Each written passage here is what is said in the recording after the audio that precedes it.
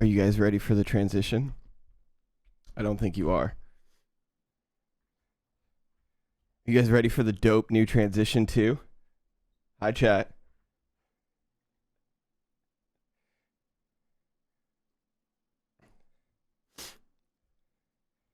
Yeah?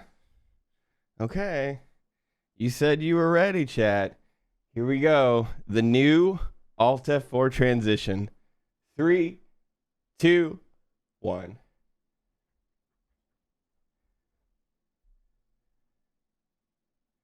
What's up, guys? How's it going? Hello, hello, hello. Happy Monday. Super snazzy new look. Thank you, guys. Thank you so much. Hello, hello. This Drunk Dane, thank you for being first, buddy. Hello, hello. Carry on. Good to see you, my friend. P. Copley, thank you for 12 months, man. Wetsy as well for the 4 months, dude. Thank you, guys. Just coming in strong with the support out of nowhere. Orca, oh my God, bro. I haven't even started yet. Orca, thank you for the 5 gifted subs as well. Yo, Critzy. Oh my gosh, let me intro, chat. Let me intro, okay? It's your birthday? Oh, dude. Happy birthday, Orca. Happy birthday. If you guys do not know Orca, Orca is a longtime member of our community. I've worked with him in real life. I've gotten the opportunity to get to know him personally. He's an awesome guy. Everybody say happy birthday to Orca. Dude, thank you so much, dude, for the 5 gifted subbies to Melody Dev, Roosterbox, Beast Code, Codephobia, and Quicksilver. Please be sure to thank your gifted subber. I recognize a few of those names. And Critzy, dude, thank you so much for the 8 months too, man. Thank you guys. Happy birthday, though, Orca. I hope you have a good day today, buddy. Happy birthday. And thank you, seriously, for all of the support you've given our community, man. I hope you have a good day. Intro look amazing. It looks like we were waiting for an Apple event. Yeah, you guys like that? That's what you call buying graphics. I mean, to be fair, we didn't like, not all of those graphics are, you know, just bought. Like the backgrounds are all of our like graphics on top of it and stuff we added. But yeah. Where do you buy that kind of thing, dude? You dig the internet deep. That's what you do. You dig deep into the internet and you hope to God it'll give you something nice. We spent a while looking for something that like so here's the thing, basically, TLDR chat, if you guys don't know, I'm going to show it to you now. If you're just getting here, we have brand new graphics. We'll go ahead and I'll go into the intro really quickly. I'll do the transition one more time if you missed it. So obviously that's our logo. I designed that. The backgrounds here are completely new, right? I wrote all of this copy as well.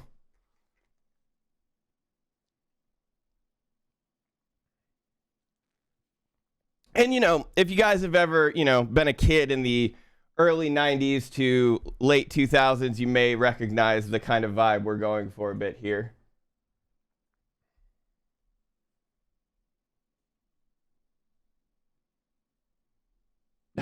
Thank you.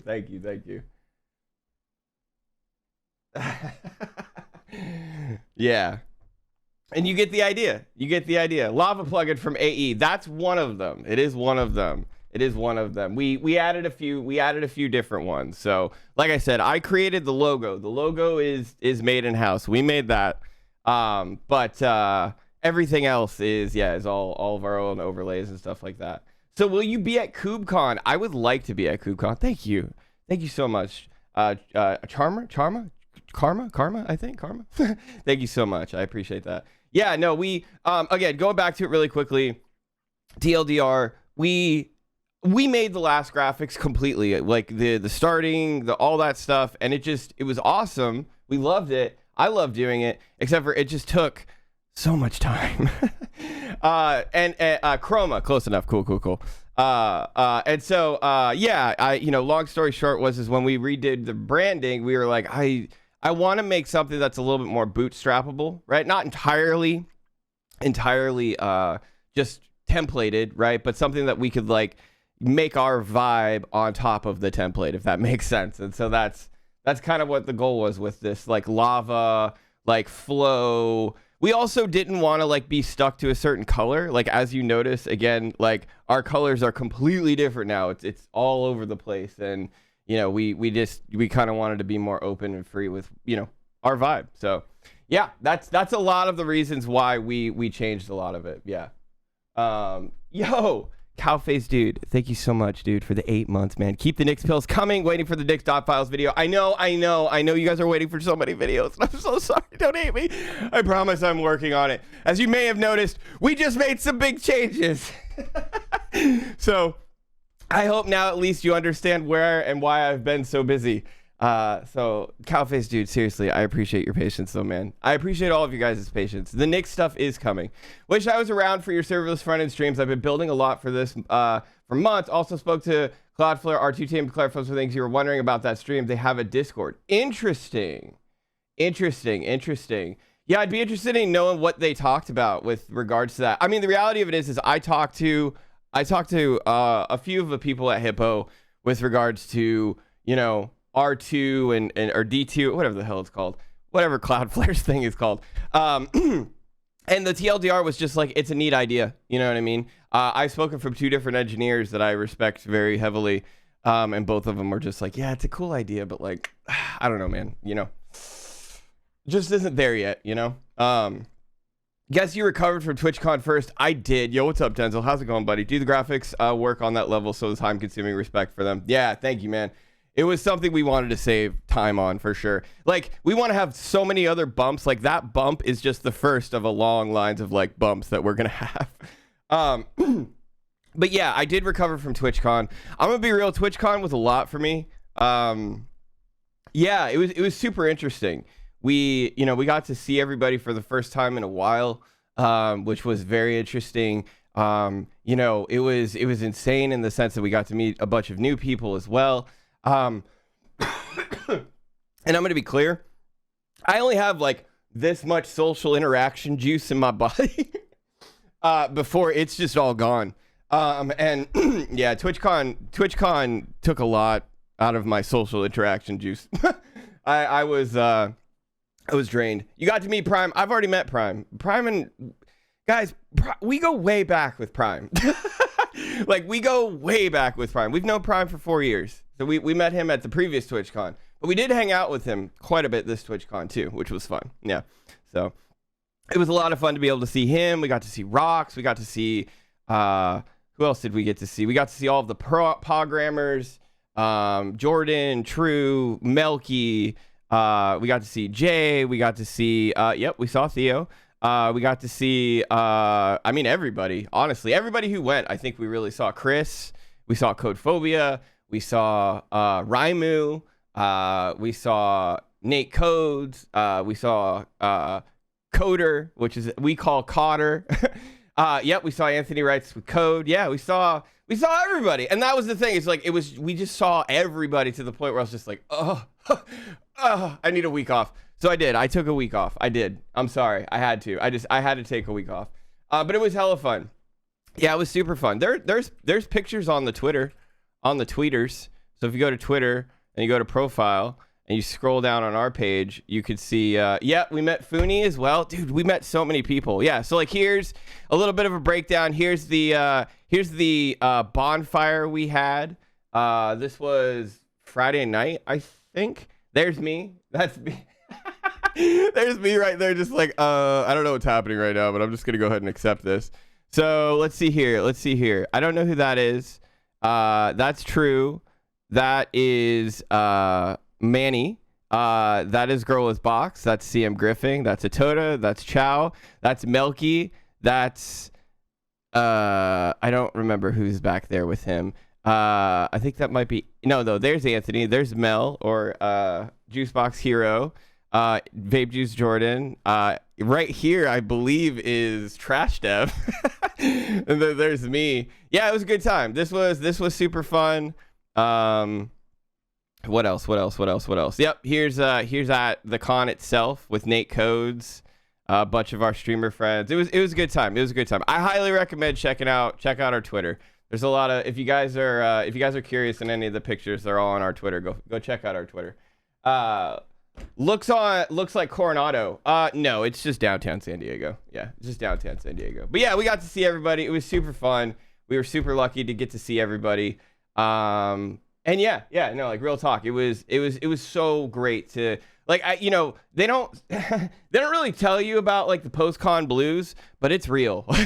It's real. I was definitely a bit bummed after the con was over as well. I was like, man, all of my friends were here, now they're all gone.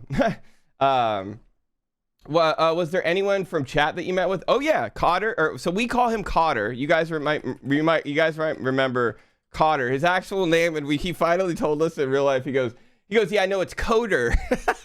And we're like, oh, whoops. So yeah, Coder was there. Honestly, Nate Codes was there. Aiden was there. There was a lot of people. It was a bit more than we expected. I will say it was a bit more than we expected. But yeah, it's good to be back. I'm glad to be back. Like I said, I had to take a week off. I just had to reset. I wanted to stream last week, but like I said, I was just so drained. I was like, you know what, man? I could probably take a break. So I decided to. We are back into it, though. Today, I'm actually going to be working on more work stuff. Today, I want to jump back into the static site stuff, mostly because that's a big priority for us right now at work. And I want to figure out a couple of problems that we need to solve around it. The first one is going to be, I actually want to provision some of this infrastructure. So I want to like get a fake website. I want to, I want to put it in an S3 bucket. I want to then put a CloudFront distribution in front of that. I want to put Cloudflare in front of that. And then I want to like see how the whole thing routes. You know what I mean? So I want to do that. We're going to write some automation today. We're going to do it in Terraform. Now, I always talk to you guys. We talk a lot about like, where does Pulumi come into play? Where does Terraform come into play? Like, this is an exact example of where Terraform is actually super powerful here. I don't necessarily want to, spend a ton of time clicking through the dashboard, like trying to like set all this stuff up. I do want to automate it, but I don't want to also like really write code that I'm necessarily, gonna stick with yet. Like there's a scenario where, I kind of want to just like have pseudocode that I can run against, and it'd be cool if that could be automatable, kind of like pseudocode. And so that's kind of where, like I said, I do this a lot with Terraform, where I say like, okay, well, I know I'm going to be working with Pulumi anyways. I know a lot of the configuration parameters are going to be the same. So let's just use Terraform to start. And so that is what we're going to do. I'm going to write up most of this like proof of concept in Terraform just so that we can move quickly. And then once we say like, okay, this is what it looks like from, an infrastructure perspective, we've got it routing. Now we want to be able to automate it too. Okay, awesome. Now we can move it to whatever we need to. Let's deploy kittens to the cloud. Always.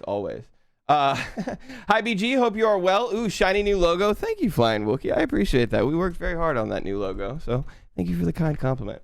Workers are interesting as they encapsulate the full request response cycle, but even if you cache a request, the worker still runs, and this seems to have caused a big discussion to debate in the community. Why would you need your worker to run if you cache a request? Cloudflare separates this quite nicely. So let me give you a counter to that, Nohatsi. Just because something is cached does not mean that you may not necessarily still want to act upon it. Caching, sure, is a solid, and obviously it's used for a specific reason. But what I mean by that more so is like, I think what Cloudflare is doing as a developer, looking at it, they are saying, we're not going to make opinionations around caching. We will enable it to you and give it to you as an option, right? But we're not going to say when or when not a worker responds because of caching. Those are two separate entities. Now, I actually think that's a good idea, right? However, I can see why it might be frustrating, especially if you just wanted to run during caching, right? So maybe Cloudflare should, create some type of like, I don't know, enable button that like you click it and then it's like, okay, don't run this when, cached. Who knows? But I can see why they would choose to basically just to separate the two from their life cycles, or from their request, whatever. Hello, hey, what's up? I'm sorry, I cannot say that. I wish I could. I tried. How's it going though? If you want me to call you something else, please feel free. All right. Yo, what's up, Glam? By the way, it is real. Cons are so affirming. Yeah, like I said, it was really, as somebody who spends a lot of time inside, working from home, stuff like that. It was really nice to be around friends and just people that, I enjoy seeing. So it was a bit of the post-con blues for sure. All right, so what we're going to do is we're going to set up this Terraform AWS provider. And we're going to start making some automation. Okay, so I'm just going to copy this, Terraform providers. Going to paste this into here like so. And what version are we at? We are at version 435.0. 435.0. Dope. Okay, cool. Is music still playing and everything? Yeah, it is. Okay, how's my levels, by the way? My levels are okay? Yeah, my levels good? It's been like a week since I've done this, so I apologize. 5 out of 5? Hell yeah. Thank you. I appreciate that. Provider, region. Okay, so I think I'll just hard code this because I don't really feel like dealing with what region we're going to do. So US West 2. Level is sweet. Hell yeah. Thank you guys. I appreciate that. How have you guys been, by the way? How have you been? I feel like I just talked the whole time. Let me know what you guys have been up to. How's life? Was it boring with all of us gone? I've definitely been on Twitch as a viewer while all the streamers go to TwitchCon, and it definitely felt like the parents were gone and I was just at home by myself. So I did think about that while we were at the con. Missed you. Oh, Quicksilver, we missed you too, buddy. I was literally checking for the stream to go on. Oh, Whisper. We love you guys. Yeah, no, I really appreciate that. It's weird, man. It was really interesting. At the con, we were surrounded with, peers, people way bigger than us, people who are just new to the platform. And it was so interesting to see how the landscape looked in front of us. You know what I mean? It really gave us a lot of perspective, I think. And it definitely made us remember why we're here and why we do what we do. Oh my God. Woo! There's a lot of content creators out on Twitch, man. I'll tell you what. And yeah, we met some interesting ones. Woo! Listen, I'm just a good old boy from Florida, okay? I'm kidding. With CloudFront, you're going to come to a point where you decide to keep the Lambda Edge and CloudFront functions outside of Terraform management. It becomes a nightmare to deal with in Terraform. CloudFront? You're saying CloudFront? Practice Terraform and Kubernetes newbie here. Oh, yeah. Well, I mean, I'm starting with the Terraform part, so I can at least show you that. It's amazing to see all the weird niche communities and friend circles. It really was, dude. We were at a mixer. We were at a just chatting or a mixer where basically the whole idea was these were people who were not gamers on Twitch, and it was very interesting. A lot of the programmers were together. It was pretty funny. It was definitely kind of like a high school group of kids. What was the most fun thing you saw at TwitchCon? The most fun thing I saw at TwitchCon. For us, it really wasn't about seeing stuff, I think, as much as just being able to see our friends. So that was definitely the most fun for sure. Just being able to see people. I know it's kind of like a meh response. If I think about something in particular, so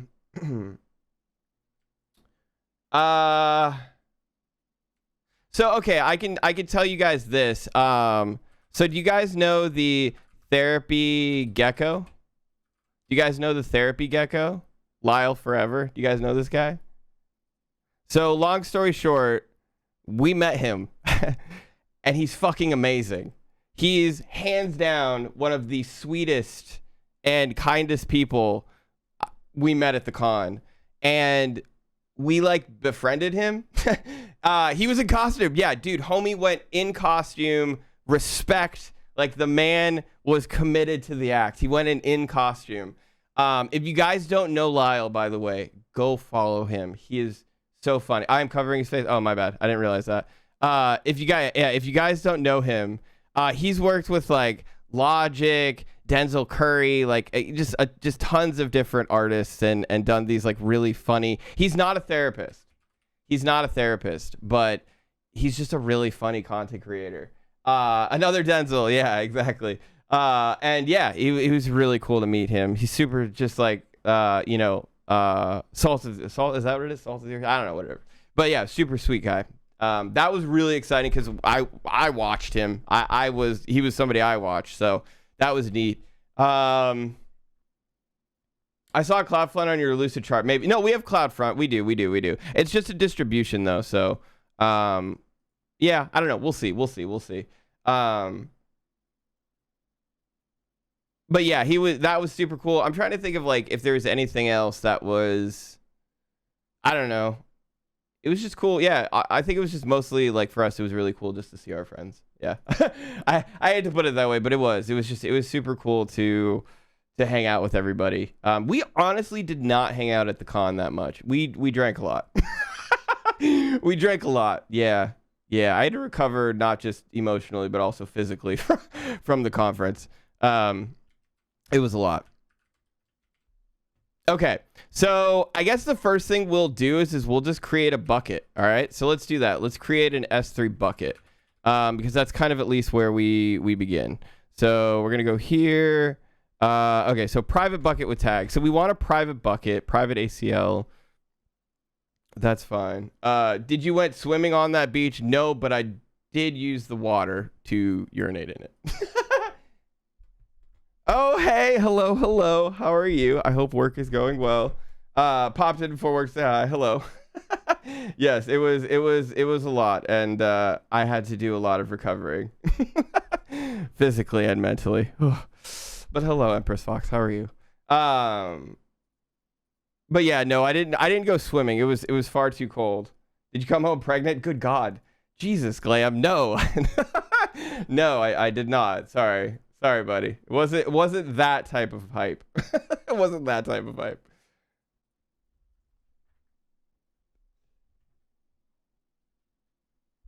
Don't freak out, dude. Thanks, buddy. I appreciate you letting me know. Thanks. Don't freak out. You're okay. It's fine. You can't actually get pregnant.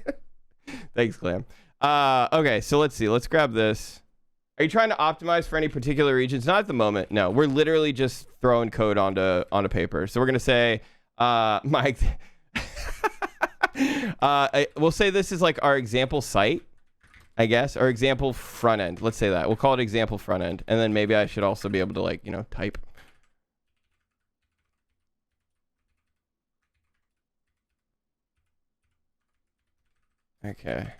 Okay, hold on. We'll get there. Eventually, my fingers will realize that we're working today. Example front end. Okay. I really haven't typed in like forever. I feel weird. It feels weird, chat. Okay, example front end.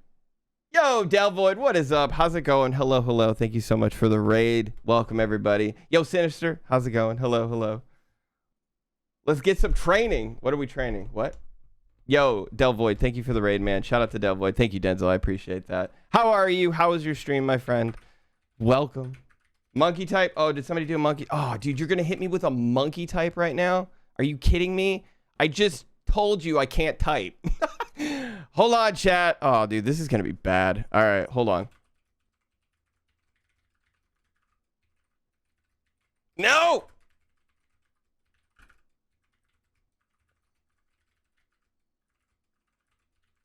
This is bad. I already feel bad about this. I apologize for making you go through this, chat. This is just embarrassing is what this is at this point. Oh, God. Place it. Dude, this is so slow. Chat, this is so slow. I can't even. No, I'm not even going to look at it. I can't. This is. Nah, that's terrible. What is that? I'm personally embarrassed. It was great. Thank you. Just working on Clipbot. Oh, nice. You're working on Clipbot with Rocks? Is that what you're referring to? That's cool. Yo, RD Techie, what's up, man? How's it going? Hello. All right, let me try one more time just because, like, gotta wiggle it out. The young Rocks. The young lad himself. You should try for JavaScript. What does that mean? What do you mean I should try for JavaScript? The Primeagen sent me here. Nice. Well, we love Prime. Hope he's doing well. Glad you're here. Oh, come on. All right, let me try this one more time. Okay, here we go. No, one more time. Hold on.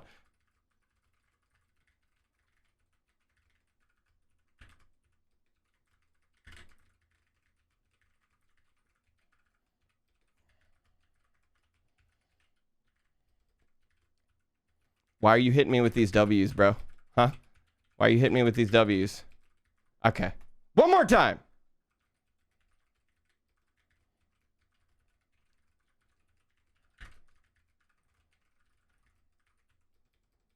Okay, messed up that one entirely.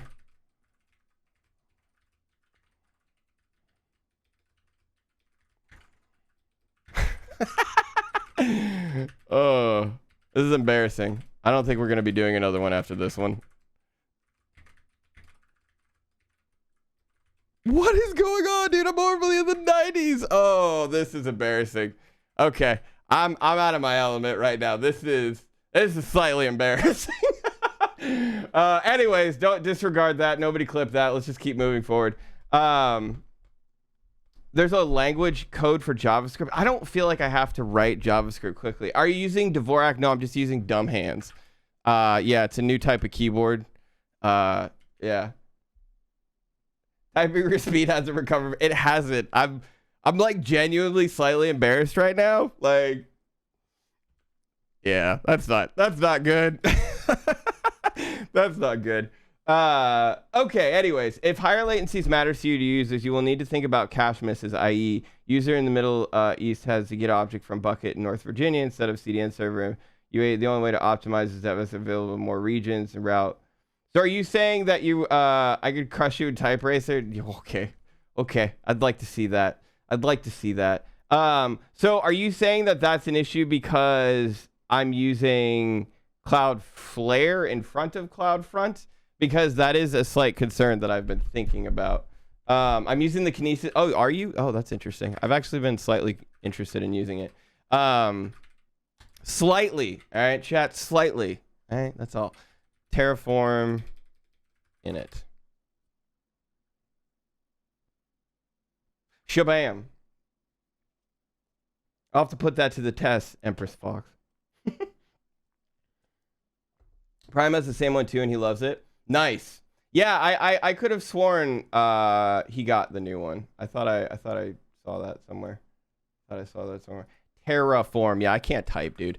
Terraform. Dude, look at this. I can't even type plan. That's not going to work. Okay. Let's try that one more time. Doppler, run, project. Who am I? That should work. Dang it. Need my password, though. Hang on, chat.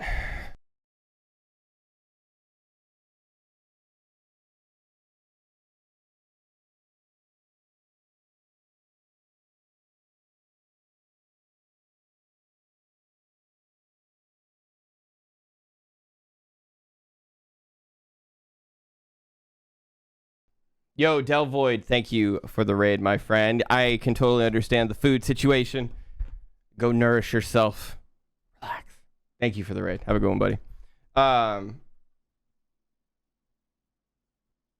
Unfortunately, my Dactyl is still in shipping. Oh, dang. I don't know if I would ever move away from QWERTY. I enjoy QWERTY, to be honest with you. I don't know if I mean, I understand why, but like, I don't know if I care enough. Okay, so there's our bucket. We said that we're going to create a bucket. However, this is like argument is deprecated, private. How dare you yell at me like that? So what's the problem then? Oh, we need ACLs. Okay. I'm learning Dvorak just because I mean, no, you should do it. Sorry. Didn't mean to say that in a rude way. You should, if you're interested in it. You totally should. I just personally, dude, I have so many things I have to check out. I feel like if I threw a keyboard change in the mix, I would just throw myself 6 months into the past. Although I am interested in it. I really would like to learn new keyboards. Dvorak is a security feature. Is it? Is it really? So here's a question. There's a different way of doing public blocks on buckets. But I can't, yeah, is it this? Public access block. Here it is. Here it is. This is what I was looking for. Okay, so we want to do the public access block. We want to do all these set to true. Okay, so let's go back here. We'll do this. ACL. Do you need to have the ACL? Or what was the argument ACL? use AWS resource instead. So that must mean that I can just not use this value then, correct? Dude, front end. There we go. That should work. All right. I said write and quit. There we go. Okay, cool. So there we go. So now what we've got is we've got our basic bucket, example front end, right? And then we've also got our bucket access policy. This is another reason why I wanted to do automation chat, was just because I want to think about like all the use cases, all the edges, right? Like, okay, well, if I'm going to create a bucket, are there any policies that need to go with that? Am I going to run into issues later on if I try setting up an automation and then I can't do it for some reason, right? Cloudflare in front of CloudFront doesn't have to be an issue if designed well. It will still require optimizing for cache misses if this matters to you. In your case, the cache would originate from Cloudflare, though. Yeah, so the reason why in our diagram, in our little diagram here, we have Cloudflare in front of our CloudFront is mostly because we also use Cloudflare as our WAF layer at Hippo. It doesn't mean that we could not use, yo, what's up, Big Lacana? It does not mean that we could not use CloudFront, or basically, it does not mean we could not use or AWS for like WAF and all that stuff, but it means that our existing infrastructure already sits on top of Cloudflare. And so that's kind of what we're trying to do right now, is we're trying to stay within our current terms, and then like if we have to, then we can move out from it. I keep seeing so many Hippo commercials. They're pretty good. Oh, nice. Well, that's cool. Yeah, no, I know that we like just started putting out a whole bunch of new commercials and stuff. Not like a month ago, I think, or something like that. Okay, so we've got our bucket and we've got our ACL for that bucket. The next thing that we've got right after that is a CloudFront distribution. Okay, so we can go two different. Well, we can go the public way first. We'll go public. That's fine. So let's do this. Let's say AWS CloudFront S3 React. Yeah, I think yeah, okay. There's like an article somewhere in here that I was looking at, and I don't even need to look at the article. I just need to look at their demo code, because in their demo code, they actually have CDK. But if I go to, here it is. Yeah, okay. So this is what they do in order to set up a CloudFront distribution. So they've got an S3 bucket that they create.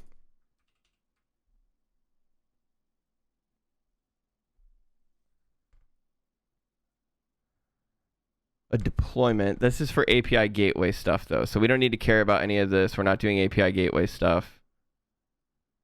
Oh, crap. I see. Okay, maybe I don't. Deployment, HTTP GET, bucket policy. So there's our bucket policy, there's our logging bucket, and then we go bam, straight to a distribution.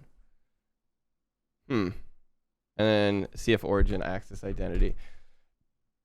So what if I find it? Distribution. There we go. CloudFront distribution. Excuse me. Okay, creates an Amazon CloudFront web distribution. Devplops. I like that. Oh, chat. You just reminded me of something. Hold up. Chat, we didn't get to show you the rest of our merch. Okay, so hold on. I want to show you this really quickly. Sorry, we're going to take a 2-second break. Don't stare at my butt while I get up, okay? You can. You know you want to. Hold on.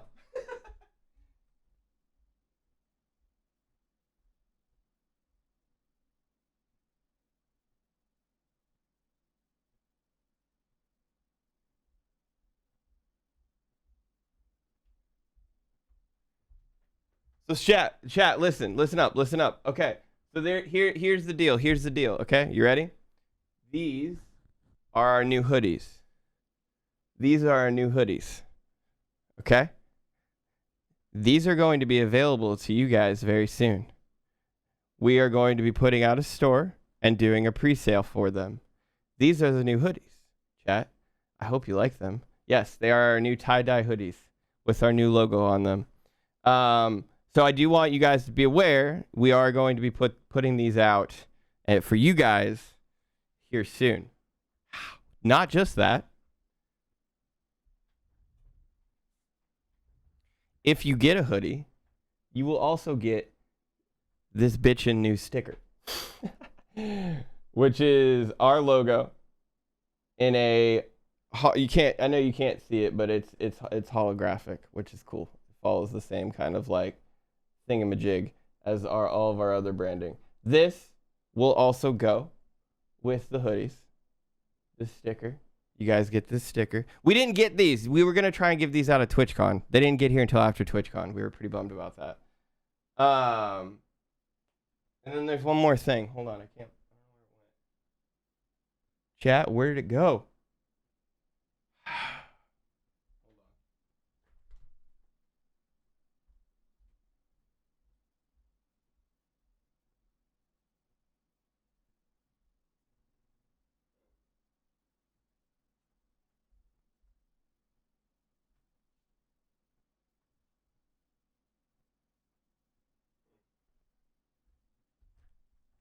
Okay, never mind. I don't know where Atoda put it, but we also have pins. But I don't know where the pins are. But that will also be with the merch as well. Atoda, are you there? Can you hear me?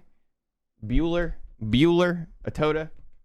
I don't know where he is half the time. But we have a box full of pins, and you'll get 2 pins. So basically, if you get the hoodie, you'll also get the sticker and 2 pins with it as well.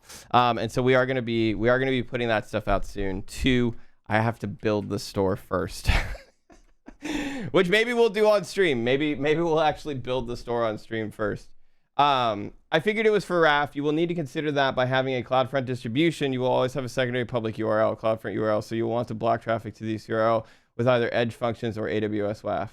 Yo, Moreno Fox, how's it going? Hello. Yeah, no, I've kind of thought about that. Platform engineering, is it true? So I'm gonna be real. You can call it whatever the you want, in my opinion. I don't care. I've been in this field long enough to be able to tell you what my job is and how I do it. The title is kind of meaningless to me. It's all just kind of like dumb hype that like makes people click things. I don't know. You could call it platform engineering. I've seen them called production engineers. I've seen them called DevOps engineers. I've seen them called, DevSec, platform, cloud. Yeah, like all that kind of stuff. I've seen all of it, dude. I've seen all of it. At the end of the day, you know more than not if you have a good team at your company that handles that kind of thing, you know? Senior Fluffy Unicorn. Yeah, dude, that would be awesome. I would love for that to be my title. Are you kidding me? Nobody would know what I do, and it'd be awesome. Okay, here we go. So here's our bucket. Here's our ACL, locals, SD origin, MyS3 origin, and then here's our distribution. Okay, this is a wee bit more. Whoa, goodness gracious. Okay, hold on.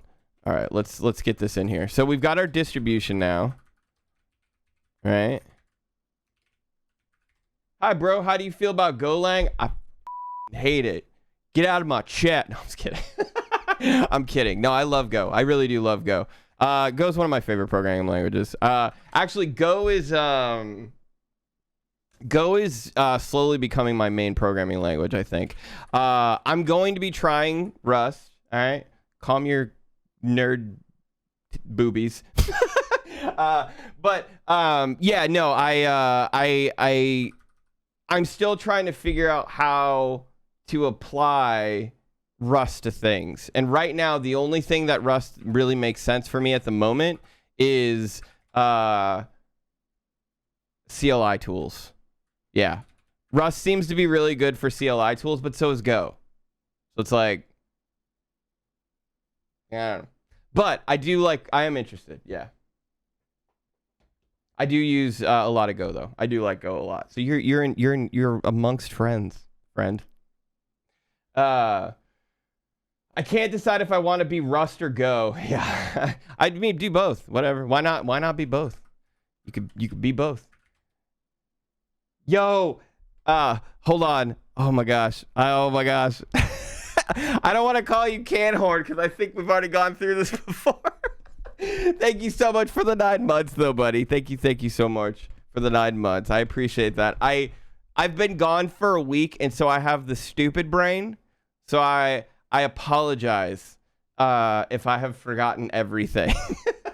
Yeah. I took a break and my brain just kind of like dumped its cash. So I apologize. But thank you, dude. Thank you for the 9 months. Again, thank you for being here as always.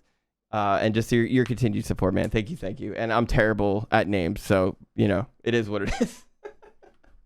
Warm up time. Yeah, I probably should have warmed up a bit before jumping into this stream. But I hope you're doing well. Okay, so here we go. So example front end. So this is going to be the example front end distribution, example front end. This is going to be the example front end ACL. So we've got AWS CloudFront distribution. So the domain name is bbucket regional domain name. So this would be example front end dot bucket regional domain name. And then locals S3 origin ID is what is that? I don't know what this means. Hold on. Actually, I want to see if I can be proactive here. C and horn. There it is. C and horn. I went through the history and I found it. Look, chat, I'm a good streamer. I know how to do this stuff. Hold on. Hold on.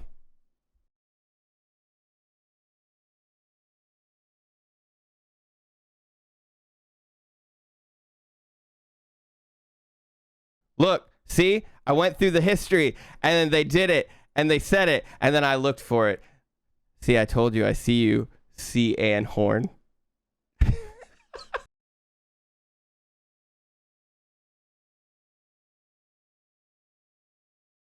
Oh, now I can't get rid of it. Hold on. I can't. Hold on. How do I make that pop-up go away? Oh, no, because I moved it. Oh, Twitch, you're killing me. Move it back. Dang, I've been on Twitch since 2000. You have, yeah. April 4th, 2014. I think you've been on Twitch longer than I have, technically, on my BG account. That's crazy. Okay. What is the what is the S3 origin ID? I feel like I'm missing something here that I used to know. And why is it, like, can that be anything? Or is that got to be something specific?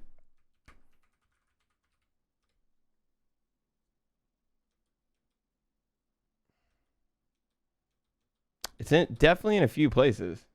CloudFront to be able to read from S3? Maybe? The example creates a CloudFront distribution with an origin group for failover routing. Oh, okay. It's a logical thing. Yeah, okay, I see.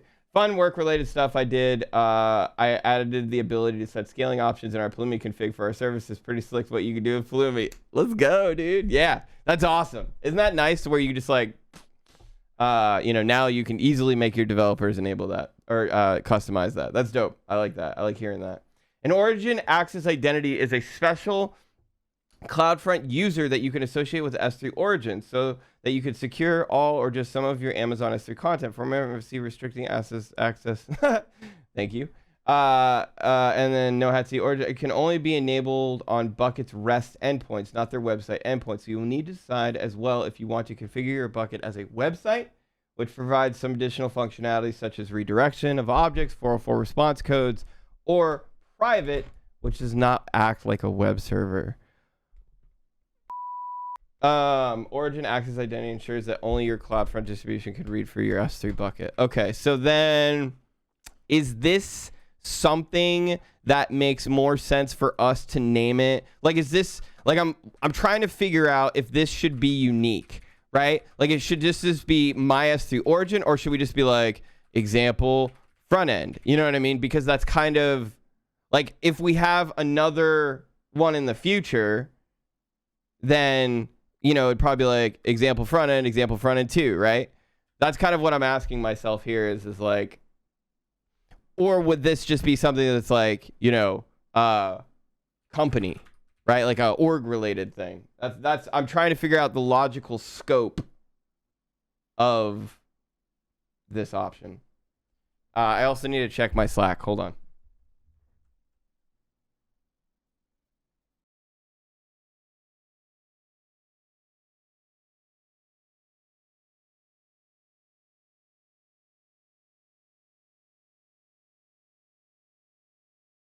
All right, we're good. My bad for the copy. Oh, I don't care. You're fine. I appreciate the copy and paste. It helps. You need another Terraform resource for the cloud front origin access identity. Really? Cloud front. Okay, let's do this. Cloud front, origin access control. Oh, hey, look at that. There you go. Okay, creates an for more information distributions. Okay, let's do this. Let the chat, we found a chart. Okay, so whoa. Oh god, this is so weird.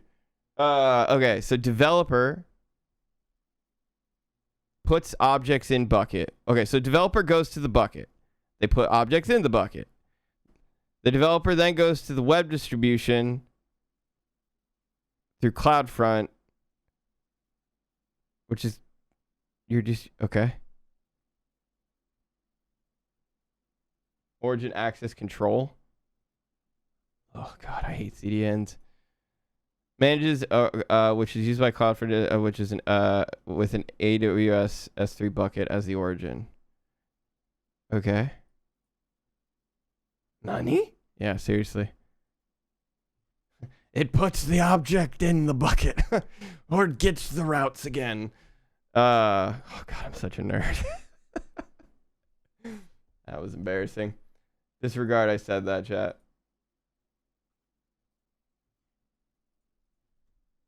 I seem really impressive until I make really weird nerdy jokes and then goes out the window.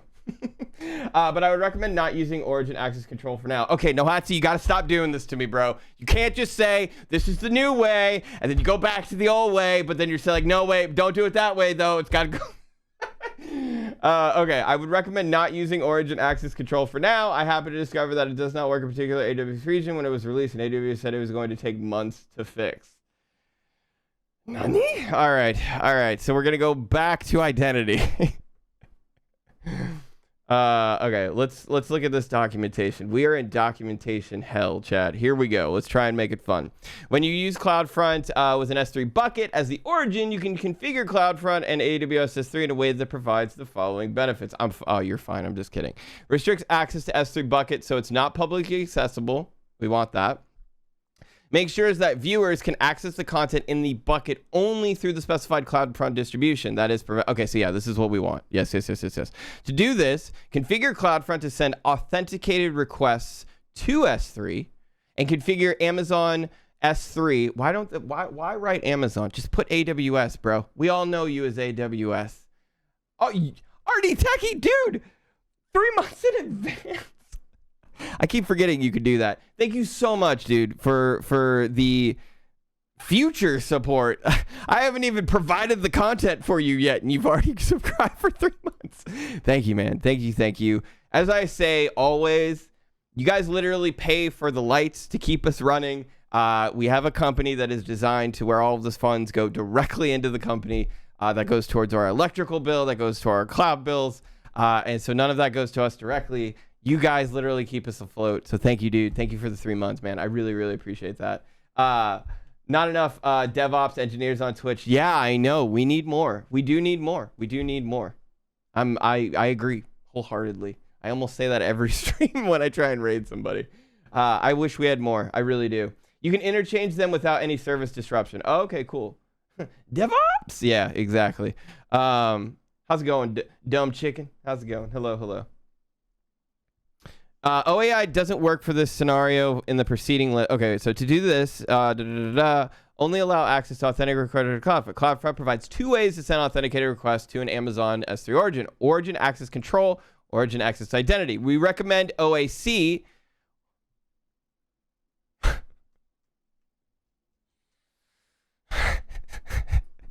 This literally counters what you just said, Nohatsu.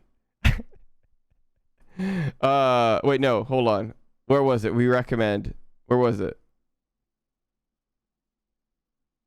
Oh, wait, what is this? If your origin is S3 bucket, you must set it up as a custom origin. It means you can't use OAC or OAI. Configure it as a website endpoint.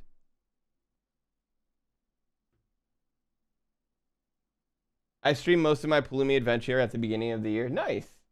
Was that related to what you were just talking about? So here's what okay. So we have another slight problem, chat, that isn't terrible, but it is something that we will have to figure out eventually. Right now, we can use this bucket completely as a bucket and no website hosting whatsoever. There's a solid chance, though, in the future, we might actually have to use it as a website endpoint. No, that was right after I watched some of these streams and wanted to try. Oh, nice. Read docs, read OAC docs. It only adds a few features, 90% of the time you won't need. Okay, so we recommend because it supports all Amazon buckets in all regions. Dog. Okay, there it is. We got him. Noetzi, we got him. Including opt-in regions launched after December 2022. Bro, we aren't even in December 2022 yet. That's the gotcha there. Okay, I see now. I see.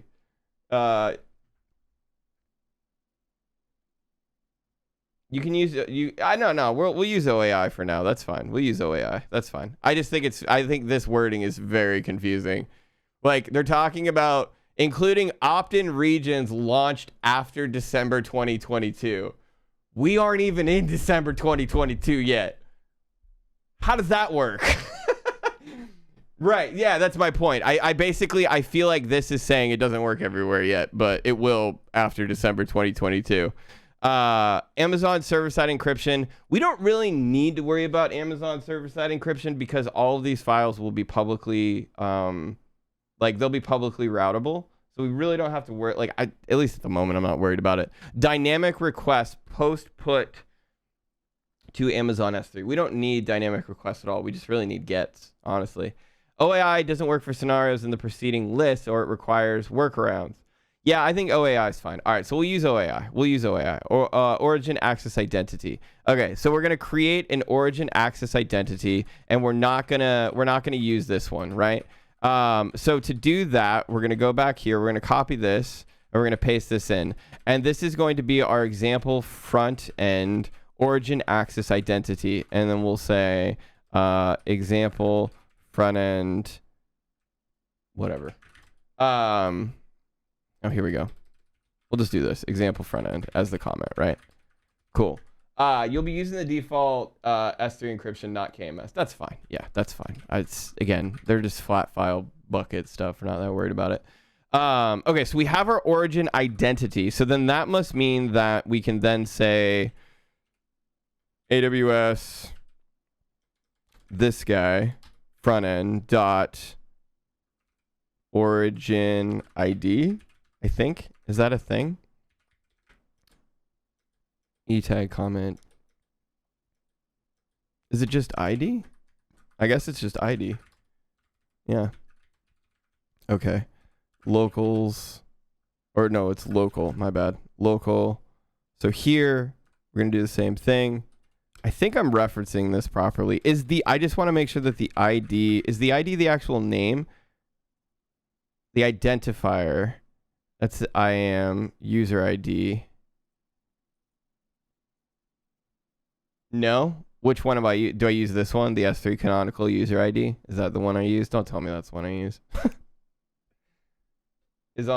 Origin ID is on the bucket endpoint. What? Oh, okay. Good call. I see you've done this once or twice before. Okay. Are you sure? Domain ID, bucket, hosted zone ID. I don't think this is it. AWS regional endpoint. I don't have that. I have region, but I don't have regional endpoint. Yeah, I don't have what you're talking about. Let's take a look. S3. Bucket. Here we go. And we will go to origin.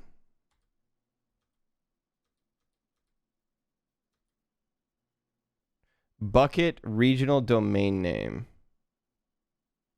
I see. I got you. But is this what we want? I don't know if this is what we want. Hold on. Let's go back to the CloudFront distribution. So the CloudFront distribution is looking for the origin ID. Let's go here. I just want to, I want to be sure here. Okay. It's not that I don't believe you. I just want to be sure. Search regional. Hold on. I'll search in a second. Okay. I'm just looking. Origin.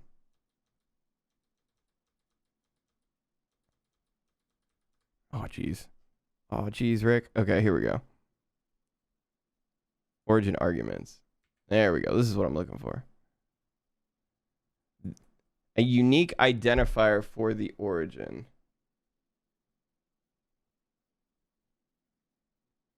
That is correct. Take your time. Actually, with the regional domain, I had some issues making it work. What do you mean? Educate me. Enlighten me. The unique identifier for the origin. I think... I don't know, dude. I could be wrong, but I feel like...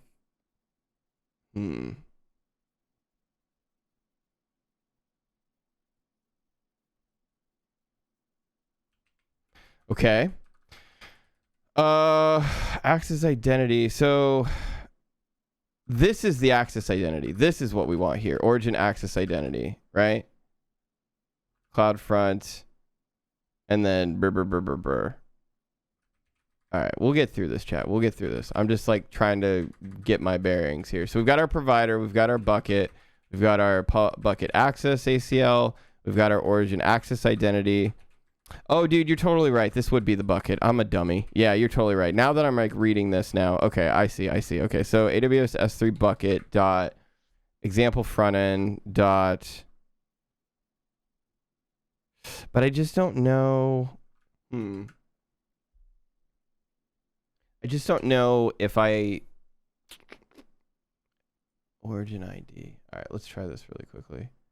AWS S3 origin ID CloudFront distribution. I just want to see something really quickly. Oh, you know what? Hold on. There might even be something in here. Distribution, properties, origins, ID, my S3 origin. Yeah, see, it's just some random name. It's just some random name. There's no resource attached to this. You feel me? Yo, Harry Peter, what's up, man? Look at this. Yeah, it's just a random name. It's just my S3 origin. Like, I don't...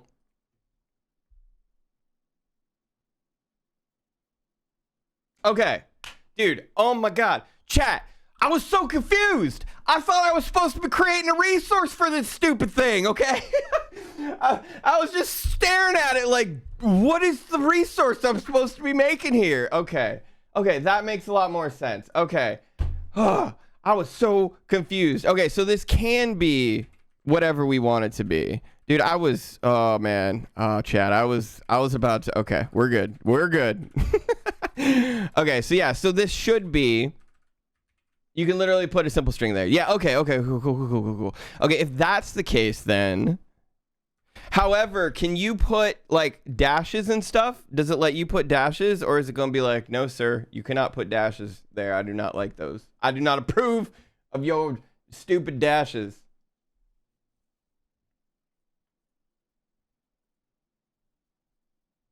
If you have multiple origins, then they need to be different.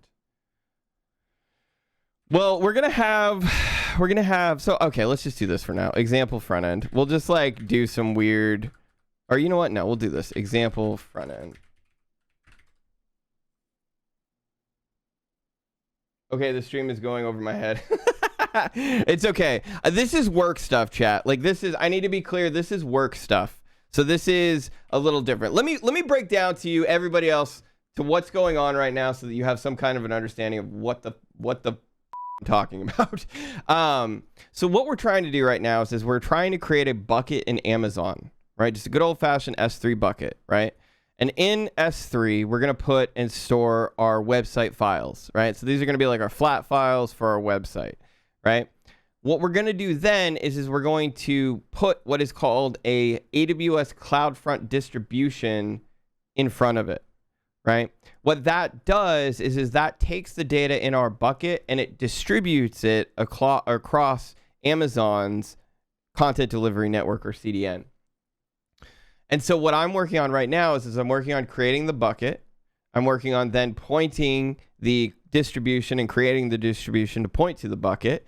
And then after we have those things in place, we're going to go ahead and put some files in there, make sure it's loading fine, and then we're going to route it through Cloudflare, because that's where all of our WAF and proxy layer is. And so the idea is that as a user, if you go to one of these sites, you'll first go to Cloudflare. That will send you through our WAF and all that kind of stuff. And then once you go through Cloudflare, you'll go directly to the distribution and then to the bucket. And so this is how you can get like really highly scalable front ends that are also pretty cheap. And so, yeah, that's what we're working on right now. I am working on setting up the bucket and making sure that we have everything we need. Now I've got, for example, this is all Terraform. So I've created the Terraform provider block, for example, right? We've also set up the provider itself. We've then created our example front end bucket, right? We've then got our example front end, what's it called here? Thingy, I don't know. Or ACL, sorry, our access block. And then we've got our access identity. And so now we're working on our distribution, which is pointed to that S3 bucket. So the domain name, S3 bucket regional domain name, that should be fine. I want to know if the origin ID has any weird requirements. Like I'm slightly thinking that because they camel cased it, it's probably got to be camel cased. I'm seeing it everywhere camel cased. If that is the case, then we could do some formatting. But right now, I'm not going to worry about it. Okay, so S3 origin config, origin access identity. Here's a question. If you do an origin access identity, OAI, right? How do you like apply it to the bucket? I guess would be my next question. Origin access identity. Okay, that was a bad one to go against. I am role. Here it is. Oh, here it is. Okay, comment, ID, caller reference, e-tag, I am role, using with CloudFront. Origin access identity, updating your bucket policy. Okay, so here's the other part of what we needed. Yeah. Yo, Flying Wookie, thank you for the hydrate. So we are missing some things with regard to this origin access identity. Yep. And so I'm going to do that now really quickly. I'm just going to say CloudFront access identity path. Okay, so we're going to delete that. We're going to say AWS. And we want the CloudFront. There it is. That's in place. And then we also need to update our bucket policy. Note that AWS API may translate the S3 canonical user ID, canonical user principal into an AWS IAM role principal when supplied to S3 bucket policy, causing spurious diffs in. If you see this, prefer to use IAM instead. Okay. So AWS S3. Okay, so let's create a bucket policy. And what we're going to do is we're actually going to create a new file. We're going to call this data.tf. The reason for that is just simply because I want my data to be in a separate file. So we're going to go data.tf. So let's just get rid of this. And then we'll paste this in here. Okay. So then we will say example front end, right? Get object, example AWS 3 bucket, example front end, right? ARN, right? And then the principles, AWS CloudFront access identity, example front end. You know what? Yeah, this is fine. Okay, so example front end, statement, get object, AWS S3 bucket, example front end ARN, principles, type AWS, identifiers, AWS example. Okay, so this should make it so that the identity can actually access the bucket. And so what we're going to do is we're going to say under the policy for this bucket,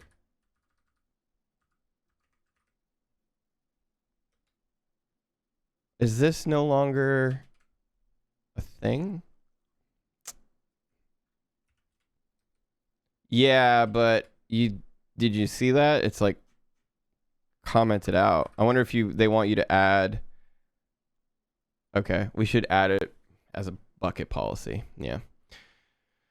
Okay, so we need to add a new bucket policy because they don't apparently like that. So bucket policy is then going to say example front end, right? Example front end .id, right? And then data AWS IAM policy document example front end .json. Yeah. Got it. Already beat you to it. No, I see. You gotta be quicker than that. I don't know why I started sounding like what's his name. Wouldn't be prudent. Not at this juncture. Well, who did that? That was Dana Carvey, right? Dana Carvey is George W. My name's George W. God. All right. Origin ID. Okay, so now we have the bucket policy as well as the IAM policy set up. That looks good. So CloudFront should be able to access the bucket now, right? Because we create the bucket, right? We then say, all right, we're going to quickly define our policy document, which we do here, and we say that our S3 bucket example front end is allowed to get object, and it as long as it comes from the AWS CloudFront origin access identity example front end. So basically, only this origin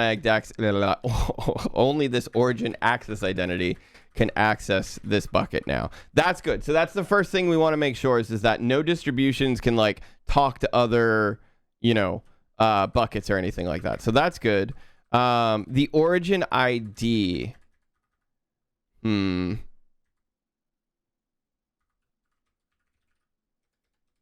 So we could say like origin ID and then just say like example front end like this, right? And then we can go here and say locals local origin ID, right?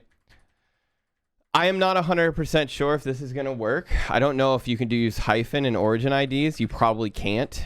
And that's probably not, it's just probably not going to work. So that's fine, but we'll move forward for now. So this distribution is enabled. Is it IPv6 enabled? Sure. Some comment. Example front end. Sure. Default root object index.html. Yeah, that should be right.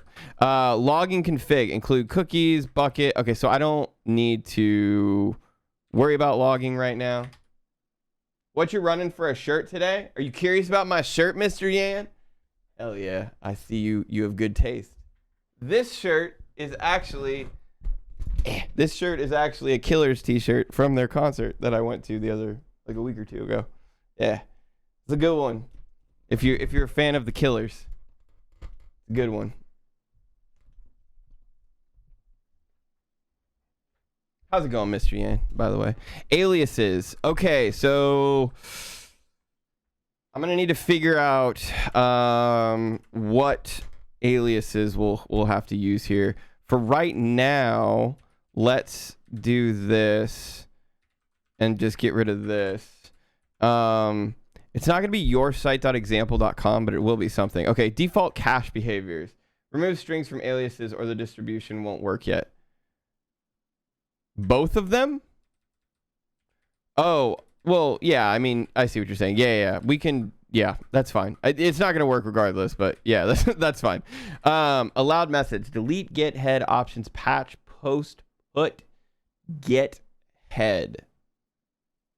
Love the color. Thanks, man. I appreciate that. Yeah, I like this shirt a lot. I mean, I love the Killers, so, it's just a good combination. I appreciate though, man. Thank you.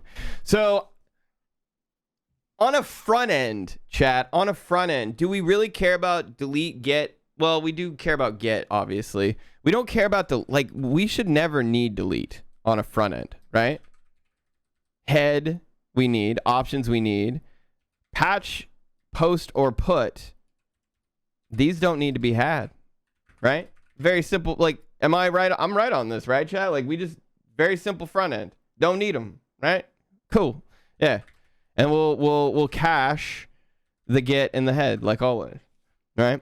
Forwarded values, query string, forward cookies.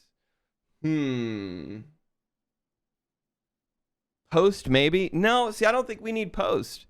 This is just for front ends. If we're doing post to pull like an HTML file, I don't know if that's going to be good, you know? Min TTL, default TTL. What's 3600 seconds again? 3600 seconds, 2 minutes. That's like what, 60 minutes or something like that? Yeah, 60 minutes. Bam! I called it before you saw that, chat. I thought about it before it loaded, okay? I didn't have to Google it. I just did to make sure I was right. And 86,000 is a day? That's a day, right? 86,400? 86, oh God, 86,400 seconds.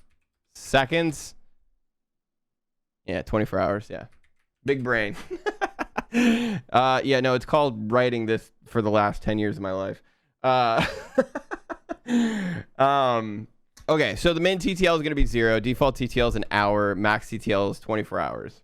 That's fine. That's fine for now. How do we feel about, okay, so this is something we might need to actually forward.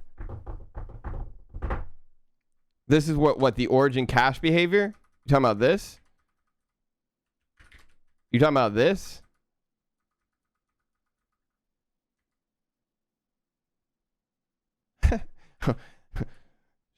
About to get crazy. All right. I'm going to hear you out. Let's hear out Nohatsi, chat. Let's hear out Nohatsi. All right, Nohatsi, what do you got for us? This is where things get tricky. So hear me out. Set these values. Oh, you want me to set these values exactly? Like, you want me to set the values that you're going to give me? Is that what you want me to do? Hold on, chat. I got to check something really quickly.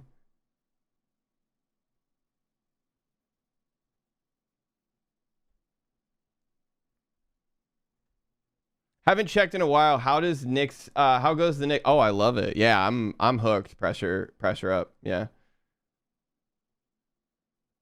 Maxed. No questions asked. Deposit the file in the lockbox. Don't ask questions. Yeah, exactly. You want my min? But yeah, no, pressure up. I'm gonna be well, not making. I am working on the video, but I'm gonna be releasing a video soon. Now that TwitchCon's over, all this other stuff's out of the way. I am gonna be putting out a video on like how I do my dev setup with what's it called, Nix OS and all that. So look forward to it. It is. Go subscribe to the YouTubes, okay? Go subscribe. I do have a Nix video already out, so if you haven't seen it, go check that one out too. But yeah, we're working on our YouTubes. Again, now that TwitchCon is over, we can focus a bit more on it, which is nice. Why do you want me to set the TTL to that, dude? Seconds to minutes. What is that, like a year?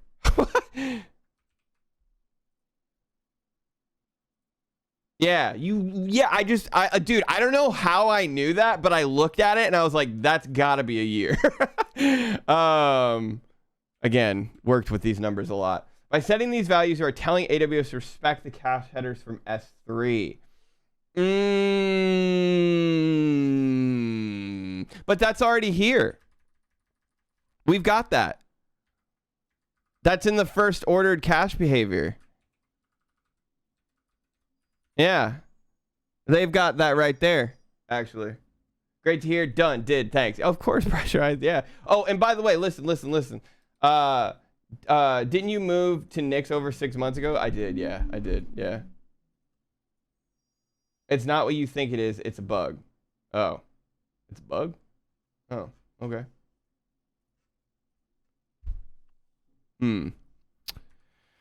So here's the thing, chat.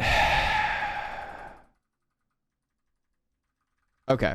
All right. So there's a couple things I need to do. First off, I'm going to get rid of the other precedents or the cache behavior. We're just going to use one. I only want one right now.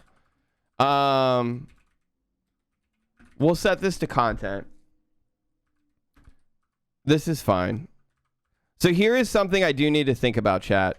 we're probably going to need query string parameters, right?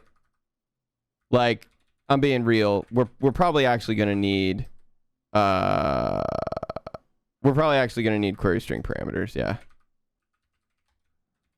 So that might make things a little interesting. Example front end, forwarded values, query string false. Oh man. We do want query strings. And we're also going to need to forward cookies as well. We might need to forward cookies. So, solid chance we're going to need to enable, possibly enable this. The reason why is because we do use cookies for sessions. So, we might need to make sure that cookies get forwarded. Maybe. Maybe not, actually. If it's a chocolate chip, I'll take one. I'll take one too, man. Maybe. I wonder how quickly this propagates. We'll just keep those disabled for now, but I am curious to know how quickly those propagate. Okay, so viewer policy, allow all, min TTL 0, default TTL. So you want me to set the max TTL to this one to a year, is what you're saying, Nohatsi. If I don't do that now, what am I going to run into? I'm basically just going to hit their caching, right? So essentially, well, actually, hold on. So there's two parts to this question, and this is something that I think we need to think about as well, because caching is honestly going to suck. Like, I'm fully aware that going this route, caching is a literal nightmare. I'm not looking forward to it. We're going to have to figure out automation to make sure that we redistribute properly and like burst cache properly and stuff. But I think what I want to do first is that I want to make sure that the expectations are properly set. So right now, if we set the default cache behavior to be what it is in front of us, the min TTL is going to be 0, meaning no TTL. The default will be an hour, right? And the max TTL will be 86,400 or 24 hours, basically. At that point, no caching whatsoever. No caching whatsoever will be inherited anywhere else. Is that correct, Nohatsi? Like, I guess my question is do these numbers only matter in the sense that, like, if I had caching for 2 years on an S3 bucket, but then I only set it for a year, it's still the same problem, right? Like, does that make sense, chat?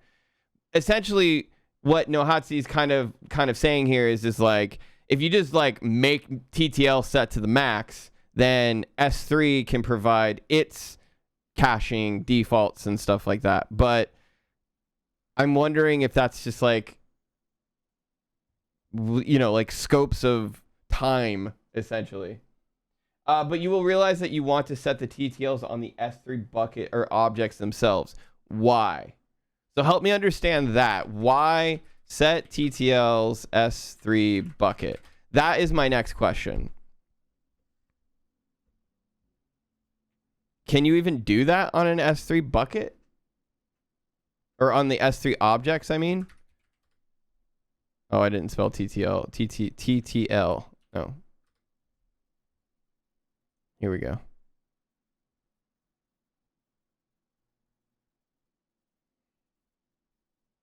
You might have different cache control header. I see.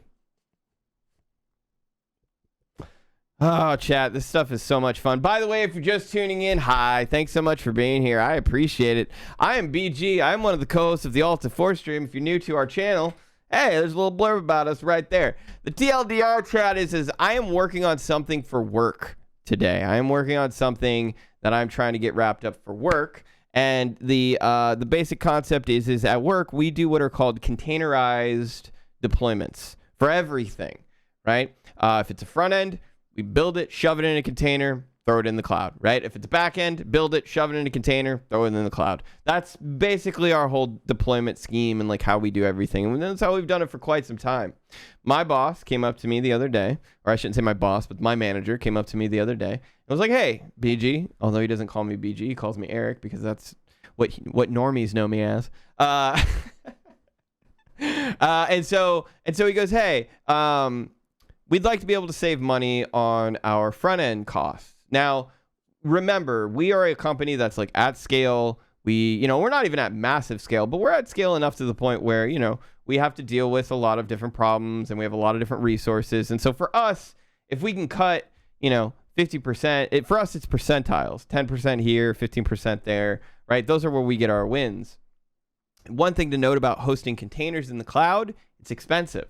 You're running a process that's running all the time. And you don't need to run a process essentially for everything, right? Front ends is a very good example of that. There's so many different options nowadays when it comes to hosting a front end, distributing that front end, making it available, highly available, all that kind of stuff. And you don't even need a server to do that. You don't need a container. You don't need, any of that stuff. And so that's what we're working on right now is we are moving, where I work at Hippo, we are moving away from a containerized front end, and we are now going to a static front end, right? And these static front ends are going to be literal, files that get dropped in S3 buckets. And then those S3 buckets will serve those files via, AWS essentially. So that's what we're trying to do. We're trying to eliminate a bunch of extra costs that we don't want to have to worry about or care about. How am I doing? I'm doing good. By the way, I just realized something. I don't know if this is enabled. And so I need to re-enable one of our... Okay, yeah, I don't have stand enabled. So let me go ahead and re-enable stand really quickly because I'm pretty sure it's going to get enabled right as I do it. There we go. We can do... Well, I'm not going to do that one yet. I don't want to turn that one back on just yet. But we can do the other one. Yo, Bowdy, thank you so much for the prime, man. Dude, Bowdy. I don't know if I said your name right, dude, but I appreciate you so much for the prime, dude. Thank you. Hello. Dude, just out of nowhere, man. Thank you for the priming. The Bezos Buckies, my man. Thank you so much. Hope you're doing well, Bowdy. Well, it was the second one. Bodie, is it Bodie? Bodie. Bow, like a bow. Like I'm shooting a bow. Yeah. All right, Bodie. What's up, dude? How's it going? Thank you for the prime, man. I appreciate that. Thank you. How are you, my friend? Okay. Yeah, we're going to set... For now... Let's just keep these as the defaults. Does using an Ergo docs make you terrible on standard quantity? Yeah, it kind of does, to be honest with you. What's given back since you helped me on a Docker problem? Oh, dude, I think I remember this. Hell yeah. Well, thank you, man. Listen, we're here to help you. You don't ever have to do that, but thank you, buddy. I think I remember this now. Yeah, I remember this now. Thank you, man. That's very sweet of you.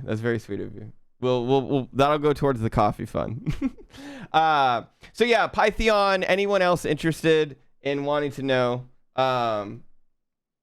if you use something like this, right? These are my keyboards. You might. So I see Murano saying, nah, BG's an idiot, you're good. Which is fair. All of it's totally perceptual. Or I'm sorry, not perceptual. All of it's totally personal, right? I have gotten better to Murano Fox's argument. I can use my other keyboard pretty well now. Like I can move back and forth pretty well. However, I will say probably one thing that I don't think about enough as well with regards to my keyboard is the columnar layout, which makes my keys not staggered. Essentially, whoops, that's not what I wanted. Columnar layout keyboard. I don't know how you spell this. Yeah, but the main idea is that if you look at these keys, there's no space between, or there's no jitter. Like if you look at your keys, you'll see that there's like a little bit, like Q's a little bit over more, A's a little bit over more, Z's a little bit over more, right? With a columnar layout, they're all vertical, right? Now they're still staggered vertically, but they're not staggered horizontally. This messes me up a lot. And as you notice, this is a Moonlander right here. I have a Moonlander, yeah. My Moonlander has a columnar layout, which means that so that messes me up. I don't think about that as much, so that might be why I'm telling you it's a little bit harder for me. But yeah. Either way, you should be using cache policy instead of the legacy cache settings, which is why what you're technically using right now. Have you looked at the new Kinesis 360? Yes, I have. I'll give it a shot at some point. I'm not against it. I think it's a lot closer to the Moonlander, which is what I'm used to. You know what I mean? So if you guys don't know about the Kinesis, K-E-N-E-S-I-S, I cannot spell today, dude.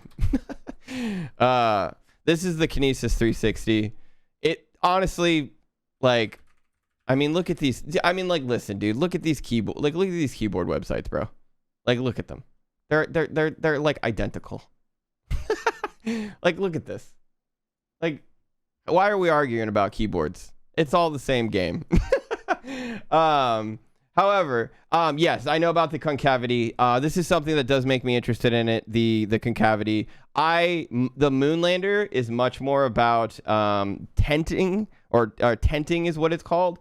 Where right in this picture it looks flat, but you can actually tent these so that your thumbs kind of go in. It's basically it's the opposite direction of an advantage, where an advantage does the concavity and stuff. I find it interesting.